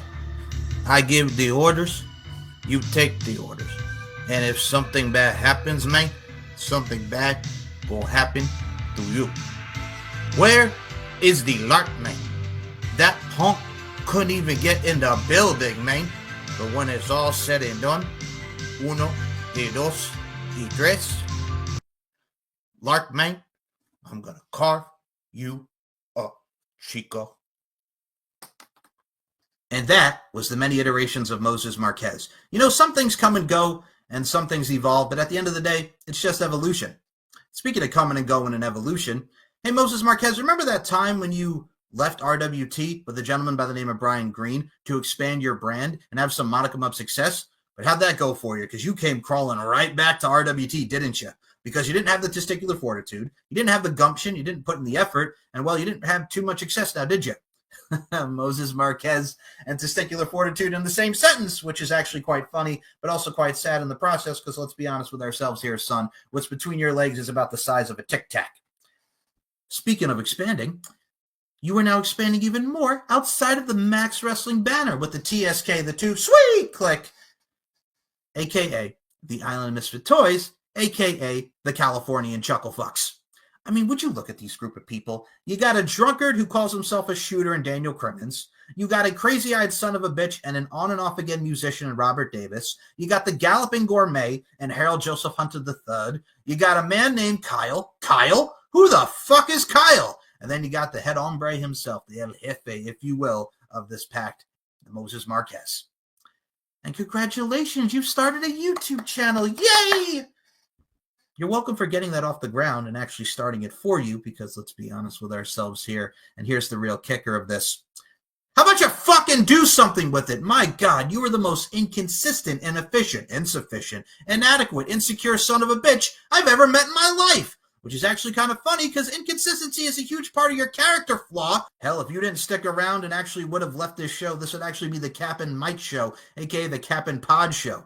But you stuck around. You kept chugging along. And you kept doing whatever it is that you do. Because let's be honest with you, every time I hear Max Wrestling each and every week, it sounds a little something like this. Ha, bro! The Young Bucks and Kenny are really showcasing why AEW is the place to be. Fuck the Fed, man. I gotta tell you what, man. We got the Young Bucks, and it's funny as fuck because they're the EVPs, and please don't give me a fine. And then they put Okada with him, and he says, bitch. And then we got Speedball Mike Bailey. Oh my God, it's PWG represented in his house. What am I listening to Spicoli from Fast Times at Ridgemont High conduct wrestling analysis and discussion? My God, you sound like you're hitting the trees harder than Sonny Bono, which don't even ask that because you probably have so many chemicals and substances throughout your body and your brain, it's not even funny. And quite frankly, I think you should have took a piss test before you even started this fucking promo. Shit. You know, Moses Marquez, no one will speak to you the way I'm speaking to you because once I was you. But here's the thing, and here's the whole kit and caboodle, if you will. I actually woke up. I actually got my head out of my ass, and I looked in the mirror. And I can parade around here and tell you everything that I've done from my interviews, from being in articles, from being in magazines. But you see, here is the main ingredient. Here is the main focus and focal point. I actually have fucking talent. While you sit behind the door, you sit behind the walls with your fucking bowl, which you smoke, and you have autographs plastered all over the walls. And let's be honest with ourselves here. Moses Marquez, you know it and I know it. And I'm going to tell each and every single fucking person listening to this, you look up to me. Well, I look down on you. Why would I look up to someone? Why would I even look at having entertained the idea of looking at someone who fucking talks like they're Brian Alvarez, this poor fucker, and listens to a guy by the name of Dave Meltzer, who is a fucking 60-year-old man-child with a dirty office who imitates and acts like him and has the same inflection of them in his voice because he doesn't know who the fuck he is. This ain't 2021 anymore. This is 2025, and I have my fucking head on straight. I have faced so many people on this fucking show, from savages to walkers to demonesses to crazy eyes to collectors to desolators to blades to fucking captains to shapes, to every single fucker that they want to put me up against. And I did it for fucking 6 years straight.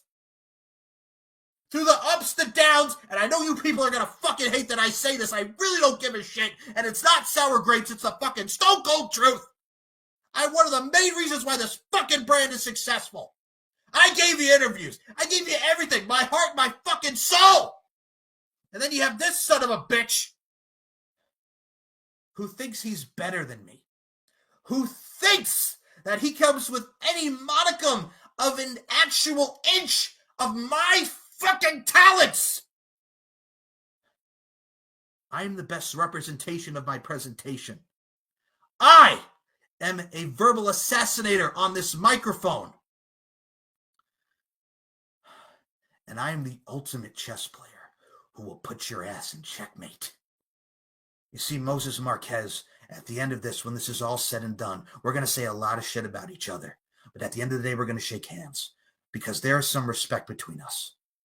But for 6 years, because this is 6 years in the making, my brother, there's always been this tension because we're some competitive motherfuckers. But at the end of the day, it's always going to be me over you, just like in trivia, just like in promos. Because Larkin Fort 13 says, I just outsmarted and I just out-talked you bitch ass. Mike, I'm coming for that ass, bro. Well, my little chihuahua, you were all bark and no bite. You want to talk about daddy's home crippler? Well, who's your daddy, Moses Marquez? He is I and I am him. Are you going to be one of my greatest adversaries, or are you going to choke harder than the San Diego Chargers on game day? So go ahead, Moses. Say what everyone else has said about me. Be as unoriginal and uncreative as Vince Russo's booking, bro. I don't even like you. I don't even hate you. I don't even love you. I pity you. Because as the great Robert De Niro once said, the saddest thing on life is wasted potential. And that's what you are. Wasted potential. The thing is, I came back. I do these promos. I'm having a lot of fun, and I aim to entertain. And I know the way I cut my promos may not be people's cup of tea, but I leave an impact. I do things that are timeless. And unlike you, you're like everything today within the music industry, within life in itself. You're just another blip on the radar. You come and go as you please. Nothing is timeless anymore. On to the next. Well, Moses Marquez, I am on to the next because I'm done with you. I'm finished with you. I don't even know what to say anymore that hasn't already been said. So with that being said, go fuck yourself, San Diego. And don't ever in your fucking life think you're in my league. Have a nice vacation, bro.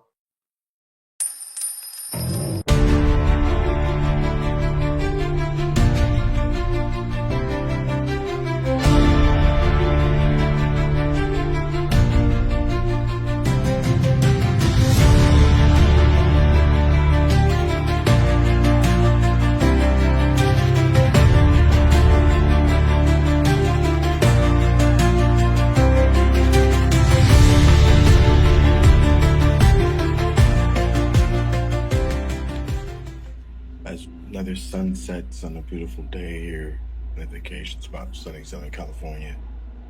I'm called to duty.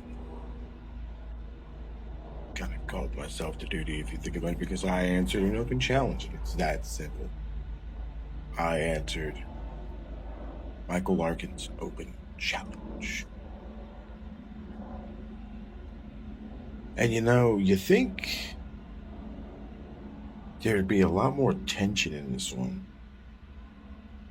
considering this is 4 years in the making. There's I want to say a title bout between Michael and I 4 years ago, a little over 4 years ago to the date. And we all know the fallout. I don't need to get into it any more than we've already been into it for. Because you see, that's the past. And that's something that it just, how can I put this in words that make sense? The fact that this was 4 years in the making makes me want to think and reflect on the person that I was 4 years ago, because right now I'm calm, I'm cool, I'm collected. I'm in a place of tranquility. I have the ability to wake up to a beautiful sunrise, hang out at a beautiful sunset, breathe the beautiful desert air, and simply relax and enjoy. And because of that, I'm able to process thoughts better, think clearly, think smarter, maybe working brain harder, but not everything else harder. Because I don't need to be bowed up for this one. I don't need to be turned up. I don't need to be fired up, electrified, awesomeified. That's not a word. I don't know why I thought of the Miz. Regardless, as I reflect and I try to look back on the guy that I would have been 4 years ago, given this bout happening on that day, I see a meaner, more ruthless individual, someone who would have absolutely gone for the jugular, who would have absolutely have taken the low blow, have taken the low road, not the high road. I'm under the bridge, not over the bridge. Call me a troll because I'm down under. I guess that wouldn't be a troll in Australia. The down under part kind of ruined it. The brain works in mysterious ways. Again, it's the desert air, the fact that I am a different man than I was 4 years ago, because I'm not going for the jugular. I'm not calling you out on all your failures in life and all the problems you've gone through and everything, the trials, the tribulations, the things that make us men, the things that make us the person that we become.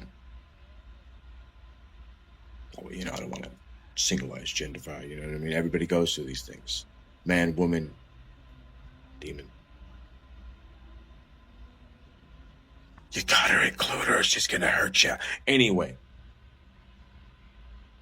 the fact of the matter is 4 years ago, me may have said, I respect you. I respect everything you've done. I respect yada, yada, yada, blah, blah, blah, blah, blah, blah, blah. But truth be told, this guy, today, right here, right now, promo, I don't even know what fucking show this is. It's promo series? Promo series?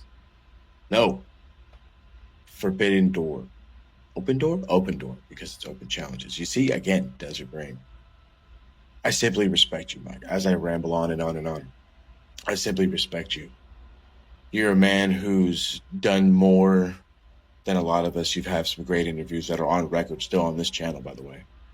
You have numerous other shows that you do on a consistent basis. You've made it into the industry of mixed martial arts without getting punched in the face, mind you. And all those things are more than commendable. They are more than accomplishments that one would deem worthy. But then this is where the competitor has to come in. As much as I respect you, you've made your name, bettered yourself after you left this brand, after you took your ball and went home. Be that as it may, some of the greatest in the world have ever done it too. They've taken their ball, they've gone, and that's fine. We have to make decisions that we must live with and then move on from them. But you see, I decided that day, 4 years ago, when you had to walk away, I decided that from this point forward, if this brand has to have someone as a number 2 to Daz, as this has to have a workhorse behind the workhorse, it had to be me. And 4 years later, I am that workhorse. I am that Seabiscuit. I got to win it in the end. I've been promo champion. I've been world champion, tag champion, TV champion, jerk-off champion. That's a belt we're not supposed to talk about, but that's not the point. The fact of the matter is, and I said it from my shirtless video earlier on the Max Facebook page, I am one of the greatest tournament wrestlers there's ever been. So, while you were away making your name, I solidified mine here in Max Wrestling. And yes, I am glad we got to go one-on-one with each other. And I'm hoping you guys don't think this is me just giving the old handy J to Mike, because maybe it is a little bit. Maybe it is a little bit, because the fact is, this is a TV promo. And if I'm not taking jabs, then what am I doing? But you see, taking the jabs is the low road. And for the first time in a while, I'm going to take the high road. Because the fact is I'm a better talker. I'm a better person. I don't need no song and dance. I don't need to have my mom on the camera, even though I'm sure she'd be a great camera person. I don't need any of those things. I simply need myself. I simply need time, a camera. And in this instance, the desert air. So, Mike, I'm glad I got to answer your open challenge. And I got to use you as a little branch. And that branch is to simply allow me to stand on top of it and scream from the highest hill in the desert. Promo Climax. Here we go. Get ready. Get your popcorn. Get your soda pop. Get your bangers and mash. Get your beans. Get your toast. I don't give a fuck what it is you need to get. Get it ready. Because the greatest tournament competitor in Max Wrestling is here. And it starts right fucking now. Thanks, Mike. Bye, Mike. A bellend, you're a bellend, mate. Look, bellend 1, bellend 2, big veiny bellend over here. All right, let's put some points on the board. We always check them twice. but this one is not so nice. So, I am going straight away to give 20 points to Papa H. Don't worry, I'll be nice to you on the Burt board too. But for now, 20 points because I'm over the counter programming against AEW, which I get it, they're opposing brands, but own up to it. Don't keep saying they're not competition if you're going to keep stacking these pay-per-views against them on the same night. Yeah. Real shit. That's not a negative. It's competition. And if you can inform your viewing audience that you're willing to go to competition against anybody, that's going to make you look good. It's not going to make you look bad. It's going to make you look good, actually, believe it or not. But it makes you look real petty. Yeah. Real petty. You know what I mean? Because you could go backwards, but especially since AEW's not doing it back. I love how we're right here, right now. You know what I'm saying? Because forget he was the one that took the first jab, talking about Vince would buy that piss and company just to fire your ass, and then yes, the back and forth happened, but I haven't heard an E line in AEW in God. More than a few months, so it's been a while, and it's not a thing where they're like, WWE's competition or whatever. TK I think mentioned it once, but in jokingly, we had some television conflicts or something like that. So the points deserved for Papa H. Well, I think there was something else I was going to mention too. I'd love to give out some points. Heyo. A whopping 50 points to Rikishi. 80. Rikishi. Oh. Rikishi. What did Rikishi do? He can't keep his damn mouth shut. He went on to say, just bashing Jimmy and Naomi for publicly doing that pregnancy announcement. He was like, well, back in my day, we didn't do this sort of thing. And I was like, dude, how you shitting on your own kids like that, bro? And especially with something as beautiful as Naomi being pregnant. Like, come on, Rikishi, you turning into Kevin Nash at this point. Just shut the fuck up, bro. Yeah, back that ass up. Ayo. But it's not wrong. I don't understand. But here's to be that guy to give the difference of the shit. Back in the day, social media wasn't a thing. You can't just be like, we'll hide it in secrecy or whatever, and just, we had a baby behind the scenes. There is no behind the scenes anymore. It's not a fucking thing anymore, dude. So I would rather them have a nice big announcement. That way it's transparency at this point. And transparency should go a long way. But apparently not for fucking Rikishi. Might as well lie to that motherfucker face. He's like, yeah, because he's like, dude, he put out like a tweet or something. He made a post, and like it was just like, damn, Rikishi, you can't just be happy for your own son and daughter-in-law. You just can't. You had to shit all over it. Yes, he did.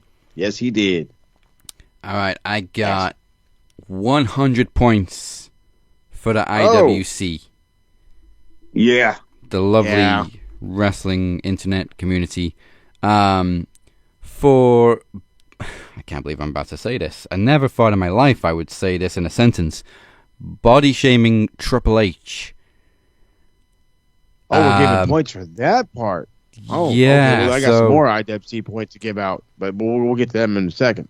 We saw pictures this week of Triple H on vacay with Stephanie, and he's got a bit of a beer gut, and people are dragging him for it. How old is Triple H? He's in his 56, I think. And do you people expect him to look shredded as fuck like he did 20 years ago when he was in active competition? The guy... Number one, he's in his 50s. Number two, he had a heart attack. 56, you're 100%. Number three, he wears a defib. It's right here. And he's retired. He's like, dude, get up. Who was the dude that pointed all of this out? Was it Bubba Ray? A few have. Bubba Ray has. Even Ryback went to his defense. It's true. This guy had a heart attack and almost died. at 48 or 49 years old or whatever, he fucking tore his pec off the bone. You know, like, he's been through some shit. I can only hope and dream to be that fucking wide at 56 years old. Don't mind the beer gut, fam. Don't mind the beer gut. I travel for a fucking living if you're going to give me shit about having a fucking gut.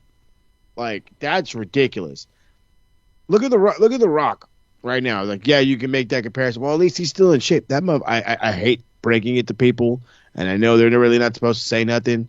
The Rock is on everything. That motherfucker is on everything. You are not, because he is about the same age as Paul. Yeah. You are not that same age and that fucking big still. You're not.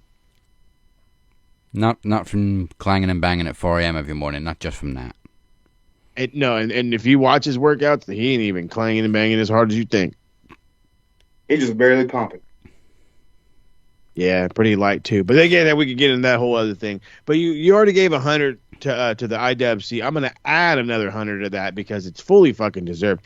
The shame on all of you for the crap given to Takeshita for winning the G1 Climax. How? What?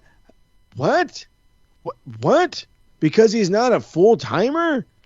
Here's the thing, and I'm gonna be completely nice for a minute and bring this whole thing up. Who is a fucking full-timer right now that's not a Zack Sabre Jr. or a Gabe Kidd who could even be on that level to winning the G1 and garner enough attention for the Wrestle Kingdom on the 4th, January 4th? There's really not anybody.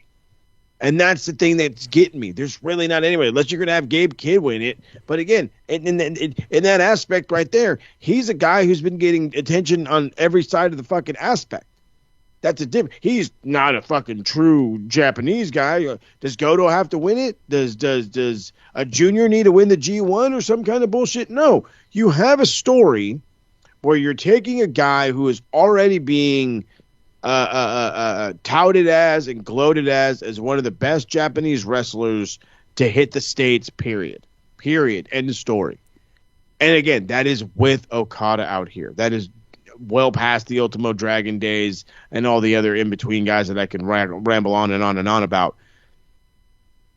Takeshita's that guy. And the sad reality is there's guys that have won the G1 that have lost at Wrestle Kingdom.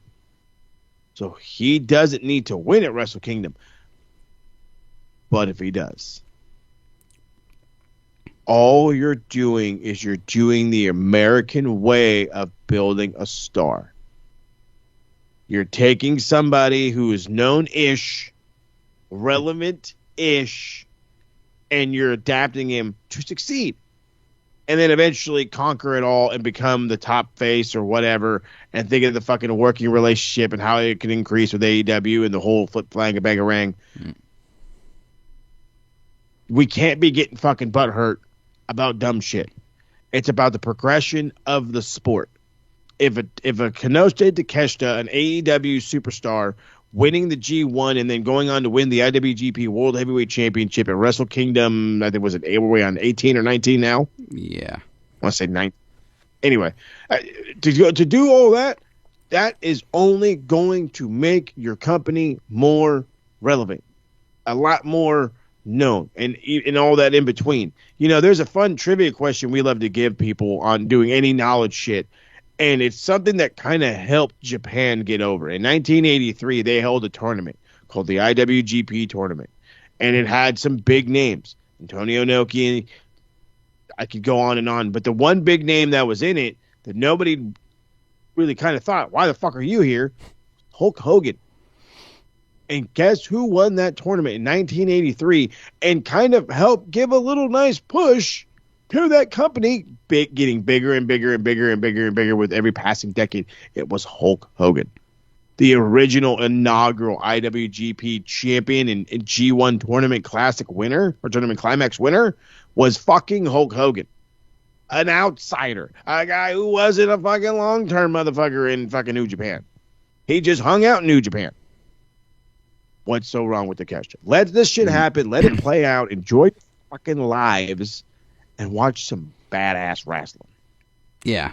Like, I don't see the issue. Who the fuck cares where he's got a contract? Can't you just, like I said in IWT, just be happy for a thriving young talent winning a major tournament, getting eyes on both AEW and New Japan? Takeshita's an insane talent. Everybody loves Takeshita. He's having the run of a lifetime in the last couple of years. Fucking hell run of a lifetime.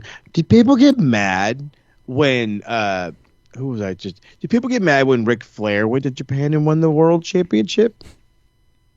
Beating guys like Antonio Inoki and Sasuke and all these other motherfuckers. Were you guys getting mad? Were motherfuckers getting mad then? No. What about when you took a guy who was relevant, very relevant in another company? Well, he was a numerous time world champion. And Takeshita's the most over thing since fucking sliced toasted bread. Okay. What about when Brock and Kurt Angle had the fake title match? It's still talked about. But again, that's back then. These are circumstances that are different. Blah blah blah. No, it's y'all being whiny bitches, and that's why in one episode you got 200 goddamn points. Fucking hell. And again, it's great. Like on your point too, I'd love for these people complaining to just name one person who would have been a better choice, who could have got the attention, who was in a prime position to do so. Ain't nobody. So you go with the gambling. Ain't no way. Ain't no way. Ain't no way. I guess to close it off, unless y'all got some other belling points y'all want to. I got 9 wrestling bell-in points, but yeah. Yeah, I'm go gonna ahead, 20. Please. I'm gonna give 20 points to Bubba Ray. Oh, Bubba Ray. If y'all have not caught up with LFG, like he absolutely just shitted on this girl, like absolutely just for no good reason at all. Like she done everything right, and he's still unsatisfied to the point where old Mark Calloway, aka Undertaker, just got up. He is fed up with Bubba's shit at this point. Takes a lot. On the same topic, I'm gonna add 10 points to Booker T for being a sore loser. Because obviously Undertaker's group won, and he gets a trophy and everything. He sits down, and number one, Booker T's already clearly not happy that he lost. And Taker just drops the line, "I don't even have a wrestling school." Which Bubba, I think, kind of found kind of funny. And Booker T's just looking like he chewed on a wasp. Damn. Like it ain't that serious, Buck. Come on. Yeah, he thought it was. You know, man, these wrestling legends take everything seriously nowadays, as you can see. All right, to close off the bell-end board this week, I'm just going to drop 10 points on Mercedes Moné on the inevitability that she wins yet another championship that she doesn't need tomorrow night. Christ. Positivity. Thanos Moné, it stops here. Yeah, please, Mercedes, too many belts. Please. All right, before we get to our next match, well, the main event actually, Blade versus Demoness. Let's put some points on the other board. It is time for the good side, the bruv board. Bruv.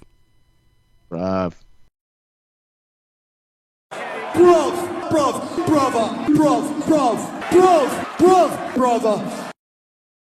And I think I'm going to kick it off with... You know what? I'm going to kick off with Triple H. I gave you 20 points on the bell-end board for the counter programming. I'll give you 20 points on the bruv board too, just out of sheer support for against the IWC. Fuck them all. That's right, Dad, stay together, fam. Easy 20 points for Papa H. Yeah, no big deal on that one. Give me something. Oh, actually, before we move on the same topic, I didn't think I'd ever do this, but I'm going to give 20 points to Ryback for coming to his defense. But he's still not going to rehire you, Ryan. So, but thank you. No, he's not. Sorry. You tried. That's all that matters, baby. Since we're showing love to the parents here, for the sheer MILF alarm going off, 20 points to Stephanie. Well, no, in this instance, give it to Papa H, because Stephanie's still there, baby. You know what I'm saying? Goodness gracious. And that yacht, boy, I don't care. They're in their 50s? Okay. Mm-hmm. Let me look like that in my 50s. Shit. Yeah. Well, I don't look like that in my fucking 30s. Let's stick with a name then. 20 points to Stephanie Vaquer for being robbed of a title match at Clash in Paris. Hey, deserved points. It can't be helped. It is a beautiful thing, but it sucks for Stephanie Vaquer to have a match currently off the show. Hopefully they do find her a new opponent and put it back on the show. Be smart about it. What other good points can we get? Oh, you got something, Corey? Talk to me. Go ahead. And I know Beer's going to be happy with this one because I know he's watching. I'm going to give a whopping 50 points to Javon Evans. This kid is extraordinary. Kid's talent. Oh, him dead. Kid is talent. That table bump was... That table bump was absolutely the most craziest shit I've seen in a while. But his matches, he's a high fucking flyer. He's got so much energy. I think even Trick was shocked at just the sheer force of it. Yeah, because there was memes around Trick, Obafemi, Booker T. They're like, damn, kid, you good? That looked painful. No, he shook that shit off. That was insane. Legitimate. It is legitimate. We already mentioned this one, so I'm going to give 20 points to somebody who held on for dear life this week, and that is 20 points to Rhea Ripley's bra. Hey. Did a great job this week. Gracious. It was battling. It was a battle. Battling. Struggle, as they say. See, who else can we give some cool points to real quick to end it? Naomi? She deserves some points. Naomi and Big Jim. As beautiful, I could not have said it better myself. Let's go 40 points to the new parents. I hope y'all don't like sleep. Yeah, make friends with coffee. Mm-hmm. And the bloodline continues. Yeah. Oh, yeah, it does. This will be the first. This will be the first. This will be another Rock if he has a boy. Oh Lord, little Dewey running around, huh?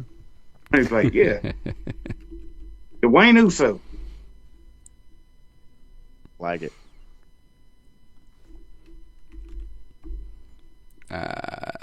Oh yeah, Jimmy is already on the board. Cool. Oh yeah. Okay. I think we got to give points to both Finn Balor and Mr. Iguana for getting puppets over at a WWE show. It's goddamn. Well, technically a AAA show, but I was gonna say, I was like, there's been many a things in my day that I've seen pop of a Mexican crowd. Many a things from exoticos, high flying, blood, barbed wire, returns. Never puppets. Never puppets. And these people went nuts. And WWE are now selling them for $100. A fucking hand puppet for $100. And they sold, baby. Hey, sucker gin. Your people will buy anything. Fucking hell they will. Fucking hell they will. I mean, to be fair, though, how much were Mr. Socko replicas back in the day? I used to just get a white sock and draw a face on it. Easily $20-$30.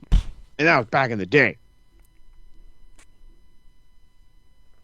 And then you got a new Alexa Bliss doll that's gonna be for sale, and oh yeah, Charlotte's got one too. Charlotte does have one, yeah. Charlotte's got a puppet now called Charlie. Charlie. Right. Okay. Now I need Kevin Owens to come back and have a puppet of him with like a not broken, or like him with like a broken neck or something. Oh, you okay, little Kevin? Nobody cares. You know, if anybody can get that over, it's Kevin Owens. Exactly. Make it happen. Is that about it for this week? Technically, we already gave Rhea points, even though we give her points every week. Well, we gave her bra points. Yeah. Good enough. All it would have took was one little snap, broken internet. Hey. Broke. Oh, okay then. Yeah, so I'll give 10 points to Io Sky for flipping out at them both. Flipping out. Do not piss off a Japanese lady. We've said this before. Don't do it. Do it. Don't do ever it. do that. All right, that is it. So let's get to our main event of the evening. It is not for the World Championship. It is purely exhibition. But still, Blade, you're very, very brave. It is time for, I think it's a first ever encounter between Blade Rodriguez and the current Max World Champion representing the CWO. She is the twisted conscience of Max Wrestling, the Demoness. Better be sharp, Blade.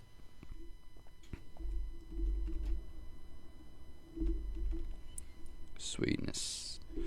Mm-hmm. Have you done? Right. Did you put in Travis's promo yet? Well, he wanted to close the show, so I'm gonna cut myself off when I do the the closing little line. 2-minute one or whatever. Yeah, I'm gonna cut myself off when I do the closing line.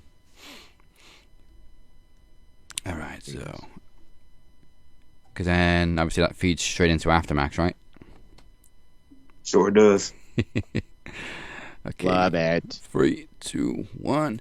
Thank you for joining us. That was insane. Everybody should be afraid of the Demoness, and for those of us that are in the promo climax, thank God we don't have to end up facing her. Again, I'm not answering that challenge, and I damn sure ain't calling her out. Yeah, for real. But thank you all for joining us for Open Door. We hope we gave you plenty of promo action, and we appreciate you all. Before we close this up, let's find out what is in store for the TSK with Click Talk.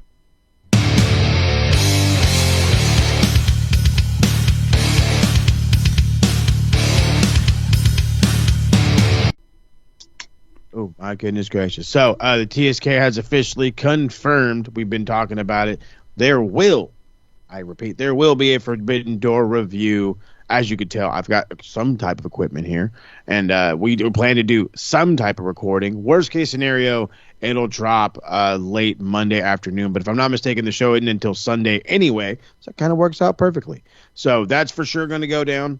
The footy talk has been something that's got to happen. It's going to be talking about, oh my God, I'm ranting and raving. I know I have to bring it on. I have an episode, more of an impromptu me ranting, that's going to drop probably Monday. It's a good 10, 11 minute rant about me being a very, very upset Spurs fan and how we're absolutely dropping and fumbling just quality signings. You don't want to spend the money? Cool. This club will, and there goes that guy you want. And it's just absolutely aggravating considering all the fucking injuries and everything we have. So I got a true football rant, one that Beer would said, oh, this is going to get me canceled, bud. This one's going to get me canceled. Well, I haven't been signed to get canceled, so I might get canceled anyway with this one. And then San Diego FC talk. The MLS has to be spoken about. We are the number one team in the league. The way they run it out here, though, is there is a supporters shield, which is the team with the most points.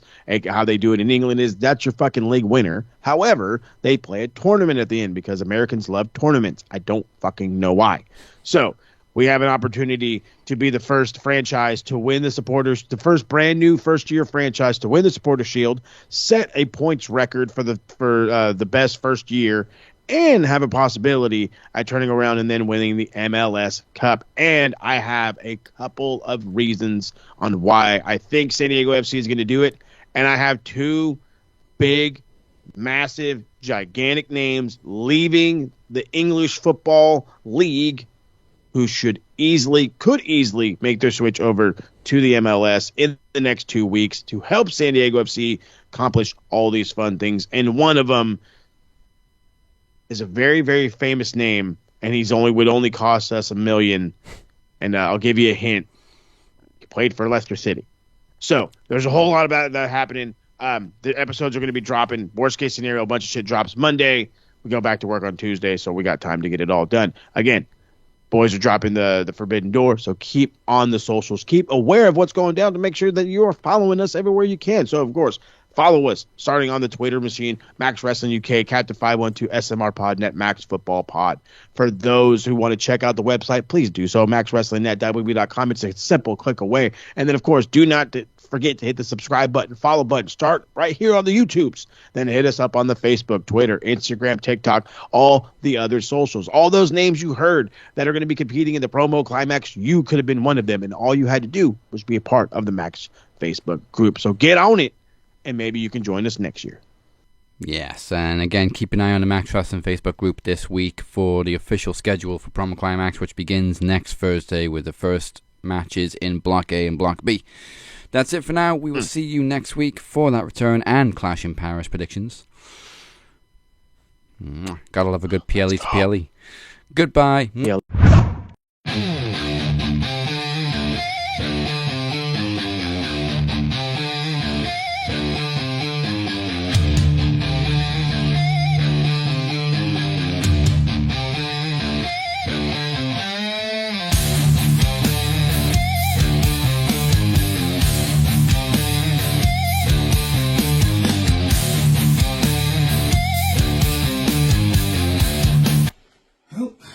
It's gotta be the travesty.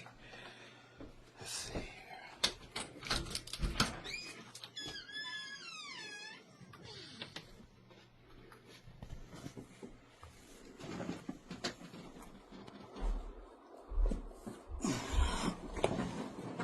Well, how the hell are you, champ?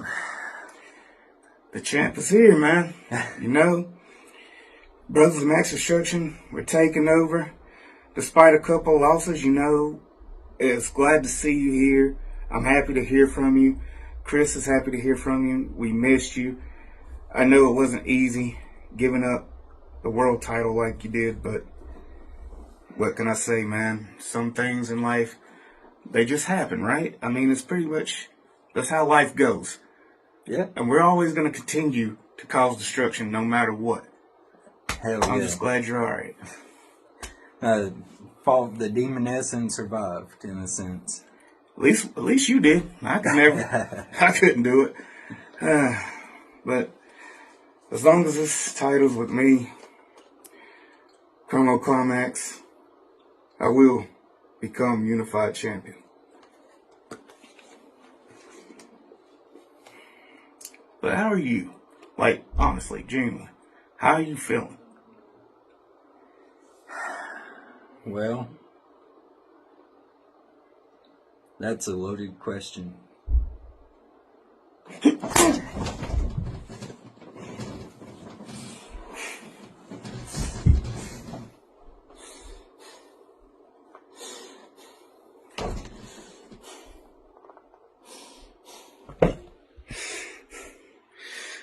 Doesn't matter how you feel. Your destruction was truly a travesty. I'll see y'all on Aftermax.